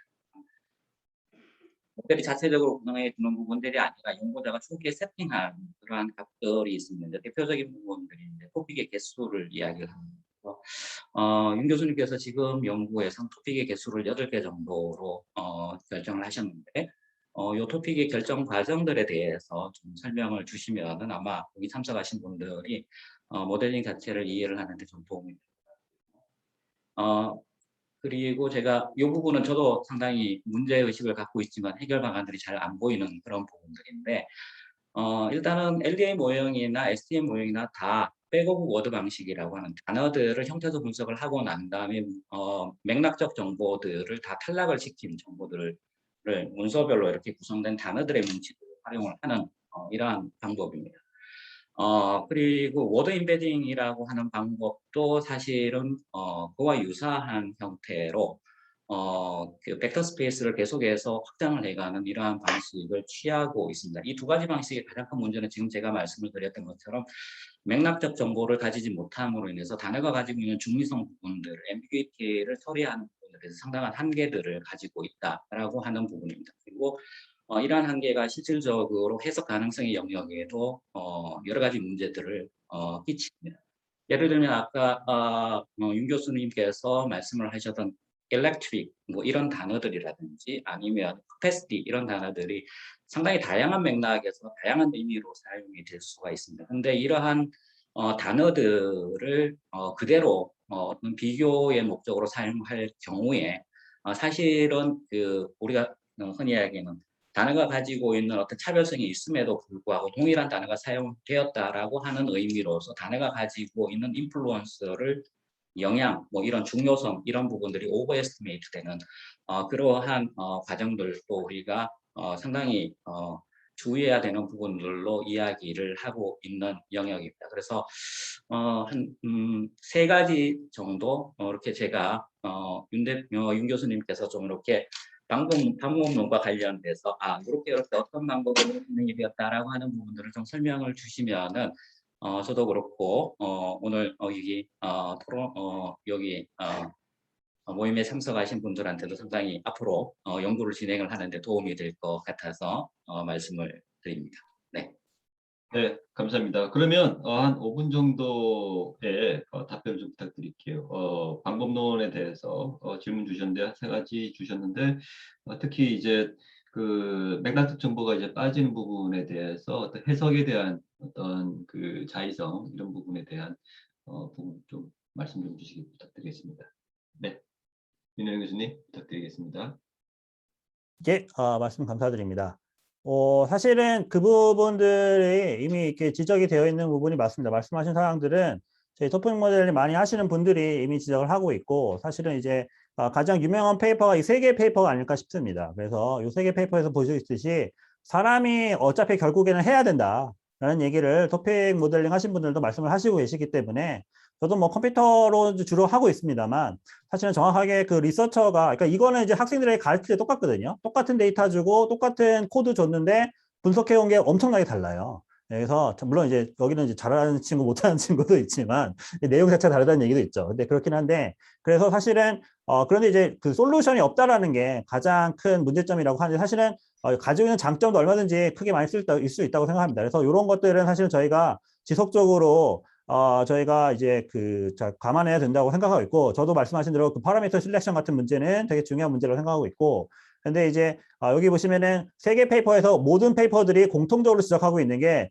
결국은 리서처가 해석을 어떻게 하는지 도와주는 방법으로 이런 컴퓨터라이제이션의 방법을 써야지 완전히 거기에 의존해서는 안 된다라는 얘기를 이분들이 초창기부터 했기 때문에 저는 항상 그 부분을 지적하신 분들이 계실 경우에 항상 요 페이퍼 3개를 항상 제시하고 있습니다. 그래서 요 같은 경우가 가장 중요한 디펜스. 이게 여기 가장 중요한 게 뭐냐면은 베스트가 아니고 그냥 그 사람이 솔루션, 어떤 솔루션을 컴퓨터로 만들어도 그게 이제 우리가 해석하는 데 있어서는 베스트가 아니라는 거죠. 사람이 결국 들어가야 되는 거고, 그다음에 사람이 해석하는 거하고 컴퓨터 해석이 결과적으로 다를 수 있기 때문에 항상 리서처의 주의가 필요로 하고, 그다음에 오버데스에서 방듯이 우리가 하는 뭐 핏을 맥시마이즈 하겠지만 그게 결과적으로 실질적인 해석의 가능성에 맞는 것은 아닐 수 있다라는 얘기 항상 주의하면서 저도 역시 하고 있고요.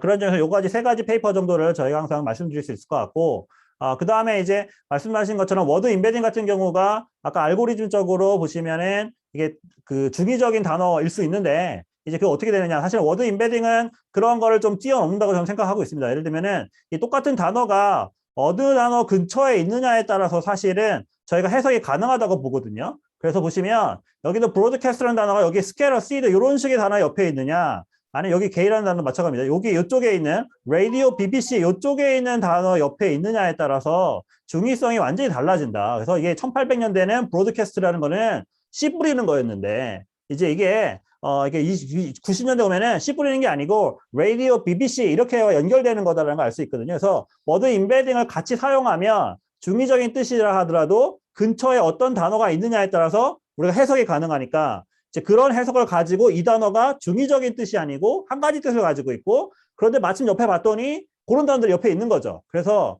그런 것들로 보면은 중의성이라는 거, 단어 가지고 중의성이라는 것을 워드 임베딩을 같이 쓰게 되면 해결할 수 있다라고 저는 말씀드릴 수 있을 것 같고, 기본적인 파라미터 같은 경우는 원래 있는, 저는 그냥 기본적인 샘플 코드 갖다 쓰는 게 생각을 깊게 안 하기 때문에 그냥 갖다 쓰고 있고요.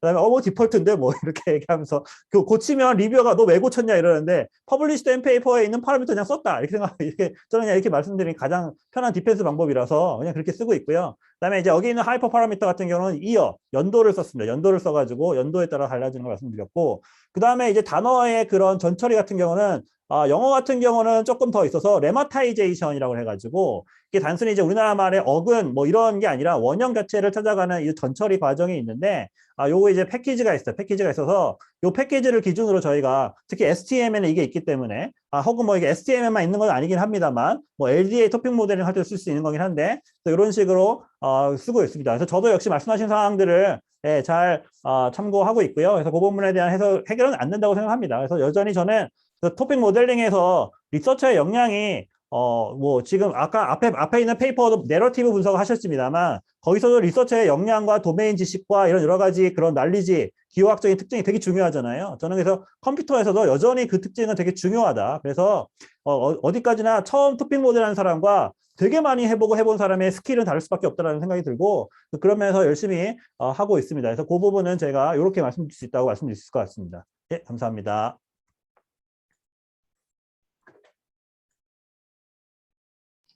네, 감사합니다. 네, 말씀 주신 대로 이렇게 빅데이터의 이 텍스트 분석이 지속되는 문제가 반복되는 것 같은데요. 어쨌든 국가별로 이걸 비교를 하게 되면 또 나름대로 또 의미가 또 있을 것 같습니다. 나중에 굉장히 좀 기대가 됩니다. 네, 발표와 토론 그리고 답변까지 모두 감사히 잘 들었습니다. 그러면 우리 이제 마지막 페이퍼가 되겠는데요. 우리 이승원 선생님 팀 맞죠? 네, 네, 그럼 발표 좀 부탁드리겠습니다.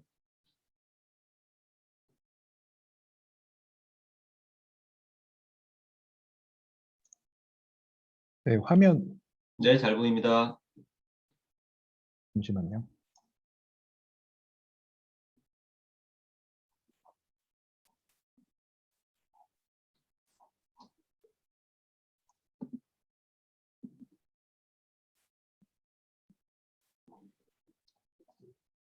네, 발표 진행하겠습니다. ESG에 대한 언론 보도 프레임 및 실무자 인식 관련 연구를 발표를 맡게 된 서강대 신문방송학과 박사과정 박준규라고 합니다. 저희 관련 연구는 박준규, 오유선 박사과정과 심승범, 이승원 석사 연구원이 같이 진행한 연구 내용입니다. 연구 배경입니다. 최근에 ESG 관련 경영이 기업 경영의 핵심 키워드로 부상하고 있는데요. ESG는 지속 가능한 재원에 대한 자본 시장의 관심 증가, 지속 가능성과 같은 광범위한 투자 관행으로 언급되는 등 이런 지속 가능 경영 활동들이 기업 재무적 성과와 회계 실적에 긍정적이다라는 선행 연구들이 있었습니다. 또한 2020년 세계경제 포럼에서는 백서 발간을 통해서 ESG를 기업의 지속 가능 경영의 핵심 지표로 안착시켰고, 글로벌 최대 자산 운용사 블랙록의 CEO 레리 핑크는 2020년 기업 서한에 기후 변화와 지속 가능성에 대한 항목을 투자 최우선 가치로 설정했다고 합니다. 또한 ESG 경영을 실천하는 기업의 투자를 강화하고 ESG에 대한 신속한 이행을 촉구했다고 합니다. 이에 따라 국내 주요 대기업들도 친환경과 사회적 책임 등 착한 기업이 되겠다는 의미로 ESG 경영 선포를 하고 있는 추세입니다. 금융위와 금감원에서도 ESG 공시 의무화 일정을 공개한 바 있습니다. 또한 한국거래소에서 발표한 ESG 정보 공개 가이던스에 따르면 ESG 정책이 기업의 장기적 가치 실현을 위해 중요하다는 인식이 증가하면서 전 세계적으로 ESG 등 비재무적 정보에 대한 공개 요구가 늘어나고 있고 책임 투자가 확산되고 있다고 합니다. ESG라는 개념과 그 중요성은 기존의 유엔을 비롯한 학계 전문가들 사이에서도 기존의 다양한 의제로 논의되어 왔는데요. 공통적으로 언급되어 온 핵심 개념이 바로 지속 가능성이었습니다. 이런 지속 가능한 발전에 영향을 미치는 경영 활동에 적극적 참여해야 한다. 또는 기업 환경적 책임을 강조하는 경영 활동은 CSR의 중요한 요인이다. 기업 재무와 관련된 많은 특성과 행동들이 기업 ESG와 CSR에 연결되어 있다라는 등의 선행 연구들도 있었습니다. 앞서 살펴본 ESG 관련 선행 연구들은 주로 기업의 재무적 성과와 연결된 내용을 주로 다루고 있습니다. 최근 선행 연구에서는 ESG에 대한 언론 보도를 새로운 현상으로서 파악할 수 있는 연구의 필요성을 제기하였고요. 본 연구에서는 ESG 관련 주요 주체라고 할 수 있는 언론과 기업의 관점에서 언론 보도 양상이 어떠한지 그리고 기업 ESG 실무자 인식이 어떠한지를 탐색적으로 연구를 진행하였습니다.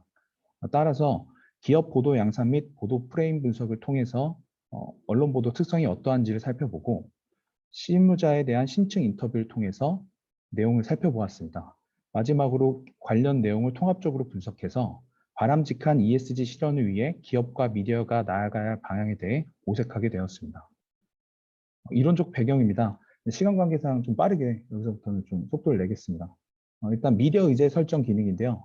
특정한 이슈에 대한 대중의 인식 형성 과정에 영향을 미친다는 선행 연구와 기업은 미디어 의제 설정 기능을 이용해서 기업 경영과 홍보 전략을 사용한다라는 선행 연구들이 있었고요. 또 뉴스 빅데이터 분석 시스템을 통해서 국내 언론 보도에서 ESG 관련 보도량이 어떻게 나타났는지를 분석한 결과 유엔에서 책임 투자 원칙을 제정했던 시기인 2006년도부터 2021년 현재까지 증가 추이를 보았을 때 2017년부터 2021년 최근 4년간의 가장 증가폭이 높게 보였고요. 그 중에서 2019년에서 20년에는 증가폭이 4배를 이뤘습니다.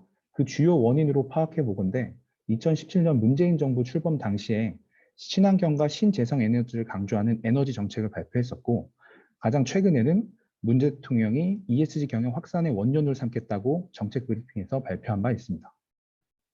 프레임 이론은 뉴스가 재구성된 현실을 보여준다는 이론적 관점 중에 하나인데요. 수용자들은 뉴스에 사용된 프레임을 해당 이슈의 판단 근거로 삼을 수 있고 프레임을 형성하는 방식은 수용자들의 의사결정이나 태도 변화에 영향을 미칠 수 있다는 선행 연구 결과들이 있습니다. 또한 프레임의 유형을 형식적 프레임과 내용적 프레임으로 나눠 볼 수 있고 형식적 프레임은 주제적 프레임과 일화적 프레임으로도 나눠 볼 수 있습니다. 내용적 프레임은 새로운 이슈에서 다양한 프레임을 구분하여 유형화하고 있는데요.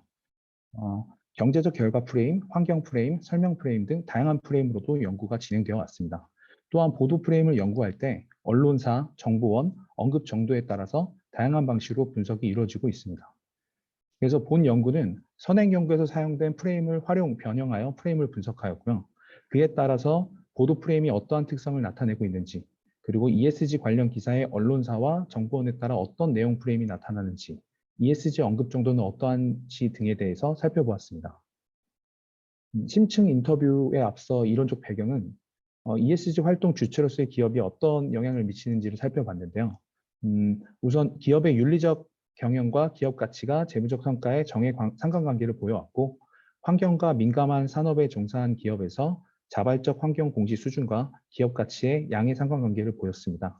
이처럼 ESG 관련 정보는 기업 가치에 영향을 미치며 기업이 ESG 정보 공시를 기업의 전략적 차원에서 인식할 수 있다는 것을 유추해 볼 수 있습니다. 또한 ESG 세부 정보 중 어떠한 영역의 정보가 상대적으로 더 중요한지를 기업과 산업 전반에 걸쳐 각각 다르게 나타난다는 연구 결과들도 있었습니다. 또한 기업의 ESG를 비롯한 지속 가능성 중심의 경영 활동이 기업 이미지와 신뢰 및 만족도로 이어지고 친환경 제품은 소비자 기업 이미지와 구매의도에 긍정적 영향을 미친다는 결과도 있었고요.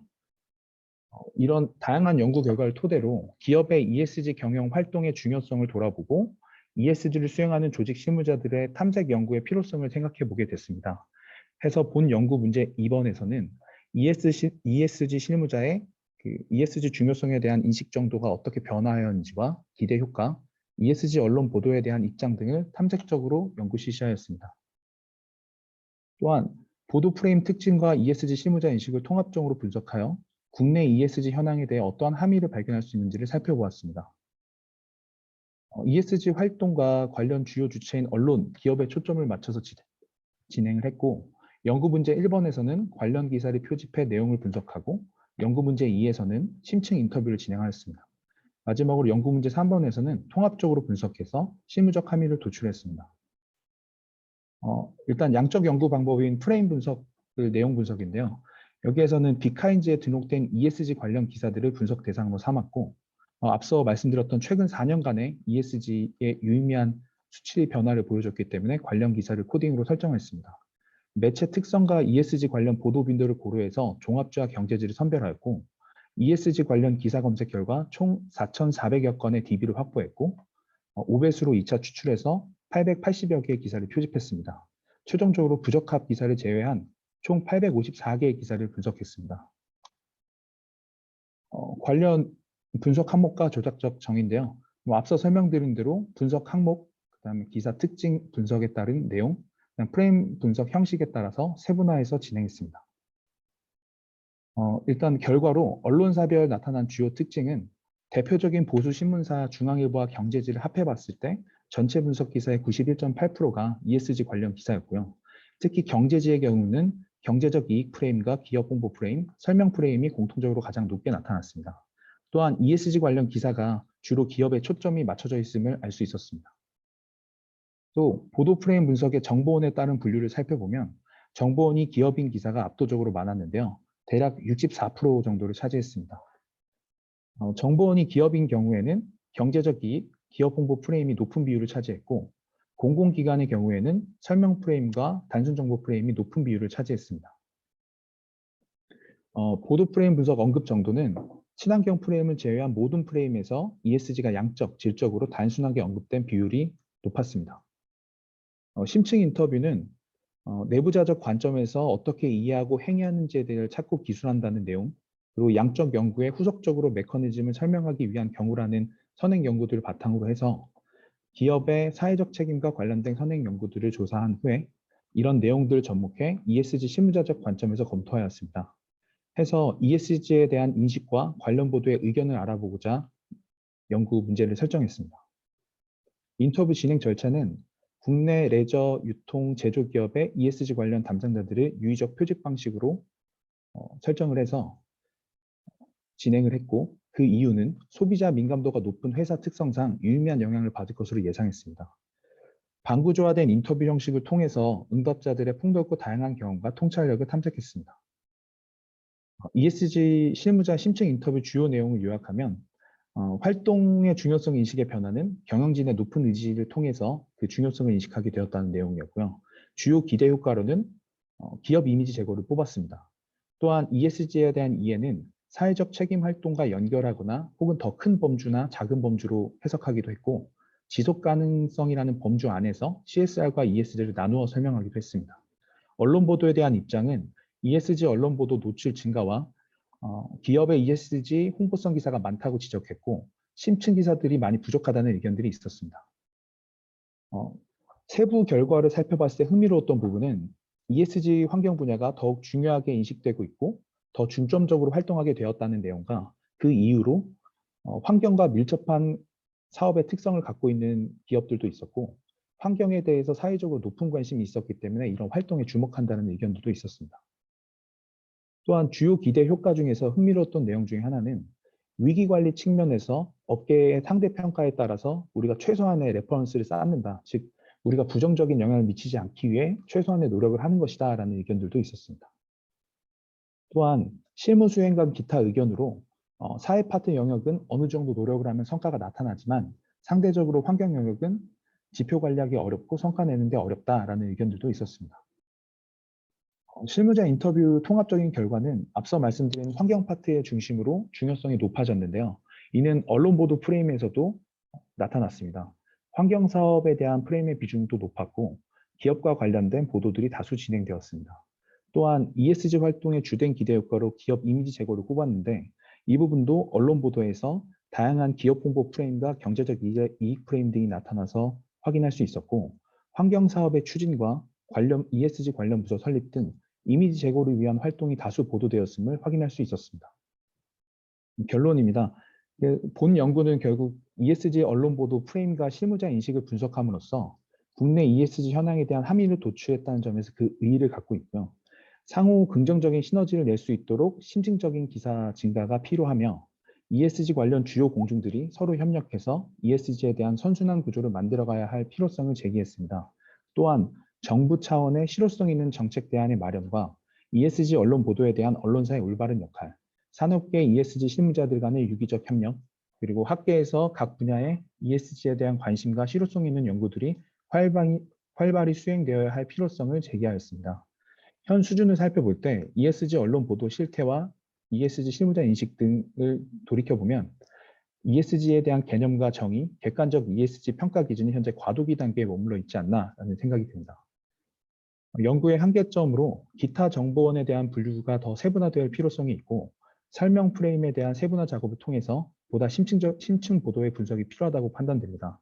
또한 사회와 지배구조 관련 세부 분류와 이런 부분들이 다 같이 이루어진다면 보다 심층적인 분석으로 이루어질 것으로 기대합니다.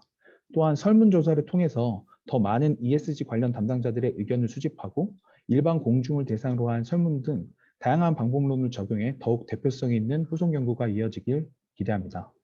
이상으로 발표를 마치겠습니다. 네, 박준규 선생님 잘 들었습니다. 굉장히 의미 있는 페이퍼였던 것 같아요. 네, 그럼 우리 유근희 선생님, 네, 토론 좀 부탁드리겠습니다. 네, 우선 네, 논문 네, 재밌게 잘 읽었습니다. 그리고 그 프레임 분석, 그러니까 내용 분석이랑 그리고 인터뷰까지 해서 굉장히 고생을 많이 하신 것 같더라고요. 그래서 읽으면서 혹시 연구방 없는 수업에서 네, 그 차원에서 논문을 쓰신 것이 아닌가 약간 이런 생각도 좀 해봤습니다. 우선 저는 그러니까 큰 맥락에서 다 토론을 할 수 있는 내용들이 다 이어질 것 같아요. 그래서 우선 뭐 큰 맥락이라 하면 뭐 연구 목적, 그리고 연구 문제, 연구 방법, 그리고 논의 이 4개 차원에서 사실 좀 읽으면서 조금 혼란스러웠던 거는 이 4개가 그 동일한 기준으로 이렇게 일치가 되지가 않는다. 약간 요런 느낌을 조금 받기는 했습니다. 뭐 연구 목적이 일단 제시가 되면은 그거에 맞는 연구 문제가 도출이 되어야 하는데 우선 연구 목적 자체가 서론에서 이제 좀 자세하게 언급이 되어 있지 않은 것뿐만이 아니라 거의 서론에서 일단 연구 목적을 뚜렷하게 밝히고 있지 않더라고요. 그런데 이 연구를 왜 해야 되는 필요성도 같이 언급을 하고 있지 않으니까 저는 약간 추론을 하면서 논문을 조금 읽은 약간 그런 경향이 있기는 했어요. 그래서 이 연구 목적이 일단 조금 불분명하다 보니까 그 중간중간에 연구 문제를 도출을 하는데 이 연구 문제를 여기서 왜 이거를 봐야 하는 것이지? 그러니까 필요성이 없고 목적이 없기 때문에 연구 문제에 대해서도 약간 좀 혼동이 오는 부분이 있고 그리고 앞에 이론적 논의 부분에서 그러한 연구 문제를 도출한 이론적 근거가 사실상 조금 약하게 작성이 되어 있다. 이런 부분을 받았어요. 그래서 이 목적과 문제 부분이 조금 매칭이 되지 않았었는데 뒤에 연구 방법에서 이제 프레임 분석이랑 뭐 인터뷰를 진행을 했는데 그러니까 유출을 했던 연구 목적이 조금씩 다르게 언급이 되고 근데 그것과 약간 좀 예상이 되지 않게 연구 문제가 도출이 됐는데 이제 연구 방법에서 그러한 분석을 통해서 앞에 연구 목적을 달성을 할 수 있는지 이게 좀 저는 모르겠다 약간 이런 생각이 좀 들기는 하더라고요. 자세한 거는 조금 이따가 더 말씀드리도록 할게요. 네, 그래서 이제 논의 부분에서 연구자들이 말하고자 했던 바가 이제 있겠지 하고 살펴봤는데 일단 저는 연구 그 필요성, 뭐 연구 목적 부분에서 처음에 좀 생각을 했었던 거는 언론에서 이 기업의 ESG 활동에 대한 뭐 담화, 담론을 뭐 어떻게 만들어내고 있는가, 약간 이런 거를 살펴보려고 했나 이렇게 생각을 했었습니다.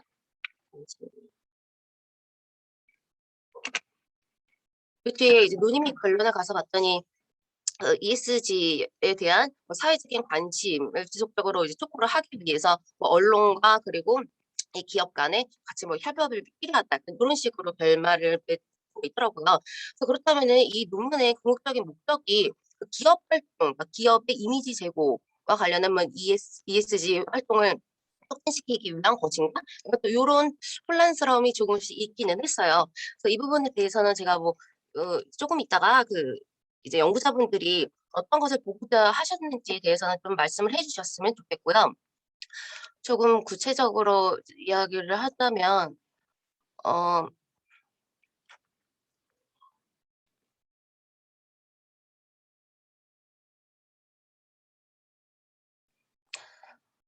일단 연구 문제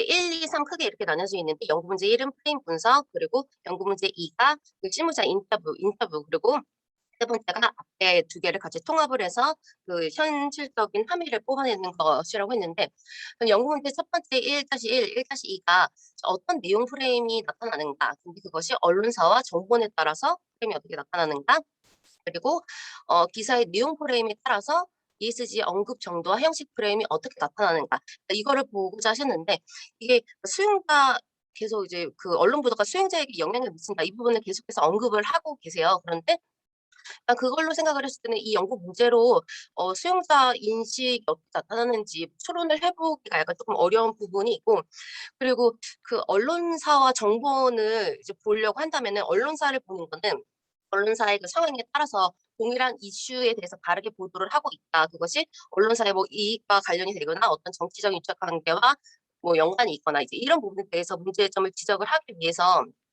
언론사의 성향을 나눠서 살펴보는데 이 연구에서도 언론사별로 이제 나중에 뒤에 프레임을 나눠서 분석을 하고는 계세요. 그런데 왜 여기서 언론사별로 나눠서 보는 것인지 약간 그거에 대해서도 좀 불분명하고, 사실상 그 언론사들이 크게 성향의 차이는 없다고 보이거든요. 결과로 봤을 때는 경제지이냐 일간지이냐 이 두 가지로 결과가 다 나뉘어서 이렇게 나온 경향이 있었기 때문에 언론사와 정보원을 보는 이유, 그리고 이것을 또 내용 프레임, 이거에 따라서 내용 프레임이 다르게 나타나는 것을 보고자 한 이유, 약간 이런 부분에 대해서도 좀 보완이 필요할 것 같고, 뭐 언급 정도와 형식 프레임 이 부분에 대해서도 왜 살펴보고자 했는지에 대해서 조금 보완이 필요하지 않나 이런 생각을 했고요. 그리고 좀 이론적 논의가 제 개인적으로는 대부분이 다 그 ESG에 대한 뭐 개념이라던가 그러니까 프레임 개념도 있지만 ESG 활동이 뭐 기업 이미지, 뭐 수익, 그리고 주가 약간 이런 거에 영향이 어떻게 미친다, 약간 이런 부분에 대해서 좀 많은 부분을 할애를 하고 계시는데 사실 이 연구에서는 그게 중요한 부분이라기보다는 만약에 이게 뭐 ESG 활동을 사회적인 긍정적인 차원에서 계속 촉진을 해야 된다, 약간 이런 부분에 대해서 언급을 하고 싶으셨다라고 한다면은 이 사회적 활동, 그 기업의 ESG 활동이 사회적인 측면에서 어떠한 긍정적인 효과를 만들어내는가, 사회 구성원에게 그리고 뭐 이 전체 환경에게 얼마나 긍정적인 효과를 만들어내는가에 대한 선행 연구들을 찾아서 좀 검토를 하셨으면 더 좋지 않았을까 이렇게 생각을 해봤고요. 그리고 뭐 이용자 영향에 대해서 뭐 일단 기본적으로 수용자가 언론 보도를 통해서 그거에 대한 중요성을 인식한다 이런 부분을 언급을 하고 싶어 하시니까 그것을 말씀하고자 하셨다면 뭐 기업 이미지, 수익, 주가 이런 부분에 대한 연구가 아니라 언론 보도가 수용자 어떤 특정 이슈에 대한 중요성에 대한 인식에 어떻게 영향을 미치느냐에 대한 선행 연구, 그리고 뭐 그것이 그러니까 수용자들이 실제로 또 긍정적인 어떤 행동으로 또 나갈 수도 있잖아요. 그게 같이 사회적인 선순환 구조를 만들어내니까 어떤 그런 선순환 구조를 만들어낼 수 있는가 이런 거에 대한 좀 선행 연구를 보셨으면 이런 쪽 부분에서 좀 더 근거들을 다지는 약간 그런 것이 좀 있지 않았을까 이런 아쉬움이 있고요.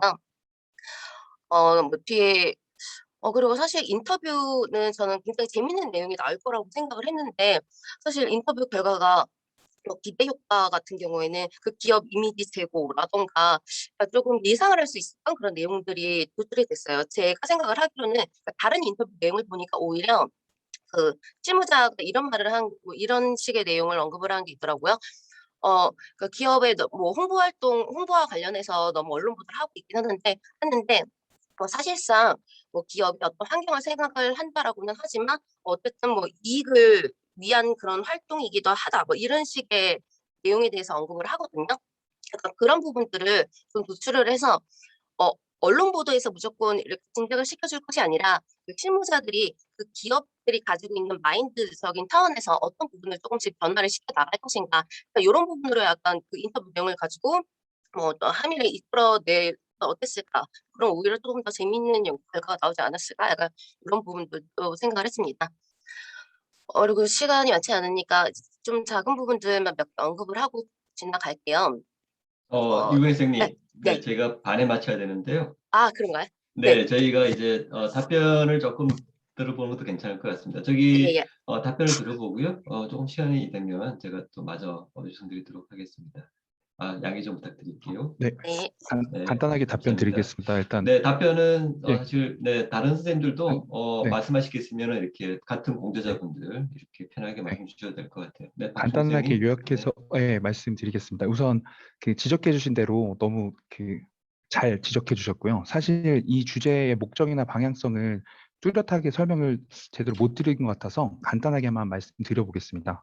그 앞서 설명했던 지표처럼 최근 4년에 ESG 관련 언론 보도 추이가 급격하게 증가했고, 저는 이제 ESG와 PR 실무자 관점으로 봤을 때 최근 1, 2년 사이에 언론 보도 ESG 관련 기사들이 엄청나게 급증을 했거든요. 그래서 과연 ESG 관련 언론 보도가 어떤 프레임을 가지고 많이 늘어난 이유가 뭘까를 언론 보도가 돼 있는 현상을 한번 보고 싶었고, 두 번째로 실제 실무자가 최근 1, 2년 동안 느끼는 ESG 관련 언론 보도가 어떤 식으로 이루어지는데 그들은 ESG에 대한 개념을 어떻게 생각하고 있는지, 그리고 ESG에 대한 실제 내부적인 변화가 무엇인지를 살펴보려고 먼저 진행을 했고요.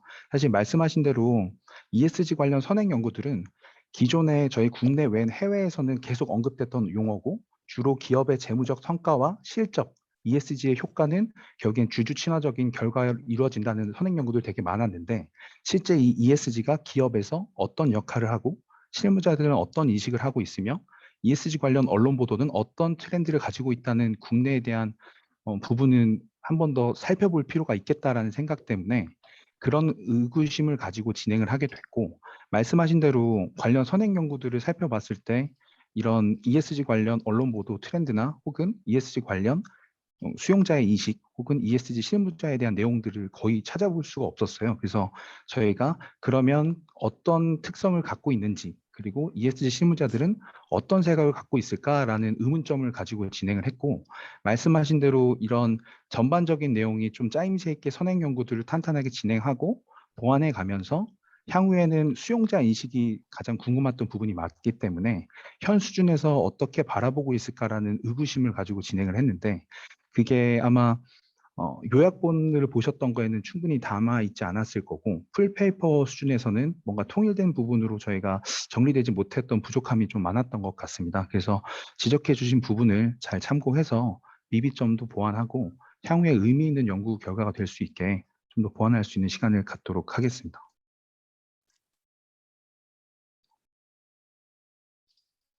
네, 답변 감사드립니다. 저기 혹시 같은 공제자 선생님들 중에 우리 유근혜 선생님의 말씀에 대해서 조금 부연해 주실 분 있으시면 짧게 부탁드릴게요.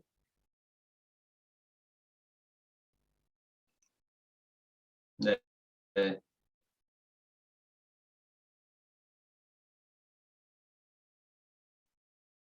네, 없으시면은 제 생각 짧게 봤을 때는 특히 이제 이게 윤리적인 어떤 담론이 아니라 굉장히 기업적인 담론 이렇게 많이 드러나는 부분들, 그리고 이제 인터뷰 내용도 어떤 그런 것 같은데 기업적인 어떤 인터뷰 내용도 기업적인 어떤 이 부분을 강조한 것 같아요. 네, 그래서 이게 ESG의 어떤 본질에 대한 어떤 큰 현상들이 아니지 프레임도 그렇고 인터뷰 드러났다. 그렇다면 우리가 ESG는 과연 무엇이었을까? 라는 질문들이 나오는 제 생각에 이게 큰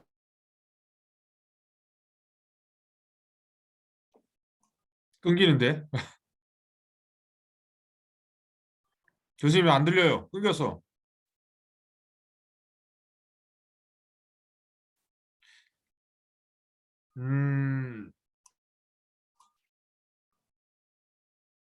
뭔가 말씀을 하고 계시겠죠, 지금? 타임머신인가요? 타임머신. 뭐 교수님 갑자기 대세하게는 그렇죠?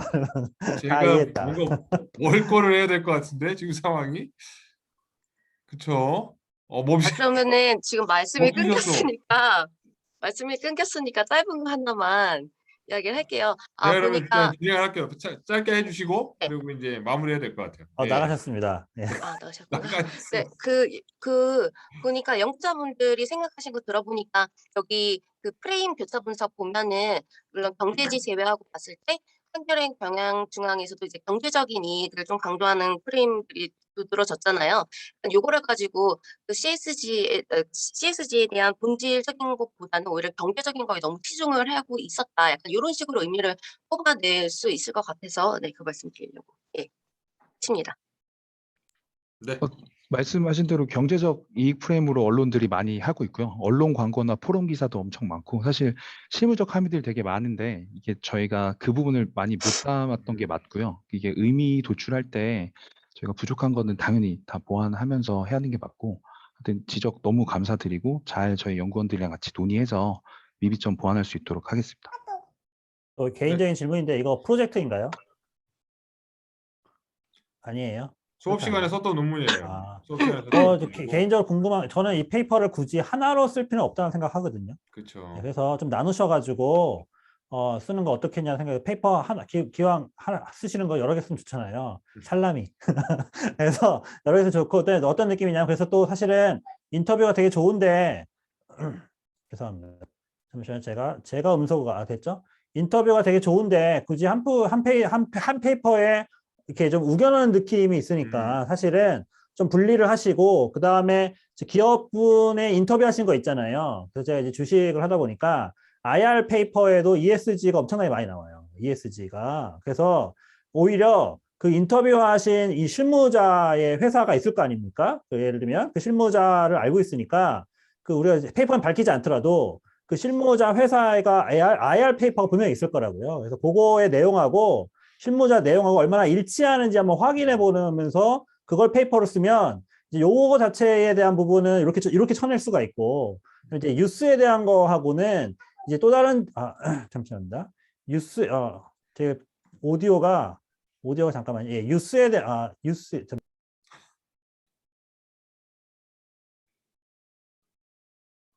예, 오디오에 대해 저도 이거 잘리는 거 아니겠죠?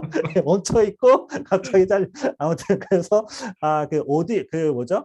그래서 아까 뭐 뉴스 했잖아요. 뉴스 같은 경우도 굳이 이렇게 인터뷰랑 맞추려고 하지 마시고 뉴스와 관련된 좀 익스펜션을 넓혀가지고 다른 다큐멘트 예를 들면 뉴스하고 정보정책 다큐멘트하고 매칭 시켜보기 이러면 이제 페이퍼가 되게 의미 있게 두 가지로 나눠서 갈 수 있을 것 같아요. 하나는 뉴스하고 정부에서 발표한 정책하고의 매칭되는 거에 대한 예를 들면 뭐 렉이 있냐, 렉이 아시잖아요. 정부가 먼저 얘기하고 뭐 기업이 따라가냐, 기업이 얘기하고 정부가 따라가냐 이런 식의 것들의 프레임을 잡으면 앞에 뉴스 거는 그런 식으로 페이퍼 하나 나가고 그다음에 이제 실무자 인터뷰한 거는 실무자하고 기업의 IR 페이퍼하고 매칭 시켜가면서 이게 어디가 일치하고 어디가 있는데 왜 실무자는 이런 얘기 안 했고 실무자가 얘기했는데 왜 IR 페이퍼는 없지 이런 식으로 비교를 하면 그쪽으로 페이퍼 하나 나가고 그래서 두 개로 페이퍼를 내면 그 다음에 나중에 그 페이퍼를 읽어본 사람이 이게 다양한 ESG와 관련된 다양한 논의를 합쳐졌구나 이렇게 볼 수 있게 읽은 사람이 느낄 수 있게 본인이 이제 다 알려주려고 하지 말고 페이퍼 한 두 개 써서 야 네가 써도 내가 쓴 거 두 개는 읽어야지 뭐 이런 식으로 생각을 하시고 나눠가지고 써서 내신 다음에 이제 그거를 읽는 사람이 나중에 합치게 되면 하나의 좋은 그 ESG와 관련된 페이퍼의 흐름이 쭉 이어갈 수 있는 그다음에 이제 앞에 있는 페이퍼 뭐 환경 그런 것도 있었으니까 그것도 이제 그런 식으로 해보시면 좋을 것 같다는 생각이 들었거든요. 그래서 이게 사실은 인터뷰도 하시고 뭐 텍스트 분석도 하셨는데 이걸 하나에 우겨넣으면 이게 아구가 잘 안 맞는데 그렇게 하지 말고 오히려 이걸 샘플에서 나눠가지고 다른 데이터 들고 와서 비교하고 다른 데이터 비교하고 그런 와중에 약간의 격차가 나타나지면 나중에 페이퍼 세 번째도 나올 수 있는 거예요. 퀘스천이 이쪽의 퀘스천과 이쪽 퀘스천이 만나면서 왜 이게 불일치하고 이쪽은 이렇게 얘기하고 이쪽은 이렇게 해야지 이러면서 나중에 결과만 알려주시면 제가 조용히 그 주식을 사겠습니다. 결과를 꼭 알려주세요. 주식을 조용히 사겠습니다. 아시겠죠? 예. 이 정도입니다. 예, 감사합니다. 네, 선생님 감사합니다. 이게 튕겨서 나가가지고 말을 한참 하고 있으니까 잘라내신 것 같아요, 회장님께서. 어쨌든 오늘 뭐 세 개의 페이퍼가 각각이 굉장히 품들이 많이 들어간 페이퍼였던 것 같아요. 하나하나가 굉장히 방법론적으로도 그렇고 주제도 그렇고 내용도 그렇고 이렇게 환경과 관련해서 굉장히 더 풍부해진 느낌입니다. 우리가 3년 전에 이렇게 시작했을 때보다도 회장님께서 너무 이렇게 또 잘 이런 논의들을 모아주신 것 같고요. 우리 토론자 선생님들 토론 내용도 너무 유익했던 것 같습니다.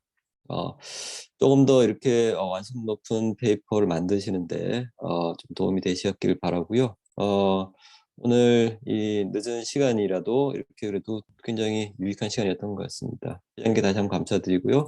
모두 너무 수고 많으셨습니다. 네, 감사드립니다. 우리 회장님 마지막 네. 코멘트로 하고 정리하도록 하시죠. 네, 예.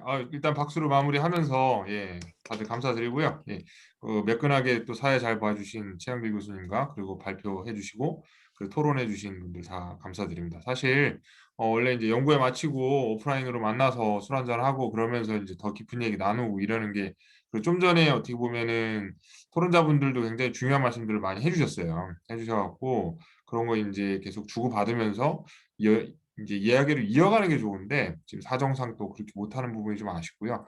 나중에 이제 그럴 시간이 오겠죠, 언젠가. 언젠가 올 것이고. 그리고 이제 오늘은 정말 어떻게 보면은 방법론에 있어서도 전통적인 내용 분석, 그 심층 인터뷰, 뭐 질적 방법론도 있었고, 최근에 많이 하고 있는 텍스트 마이닝도 있었고, 방법론적으로도 굉장히 풍부했던 것 같고요. 내용도 굉장히 다양하고. 그래서 앞으로도 이러한 논의가 계속 이어지길 바라는 이런 바람이 굉장히 큽니다. 그러면 늦은 시간까지 너무 감사드리고요. 그러면 2021년 그 방송학회 가을철 학술대회 환경컴 연구의 세미나는 여기 이것으로 그럼 마치도록 하겠습니다. 예, 수고하셨습니다. 수고하셨습니다. 하셨습니다.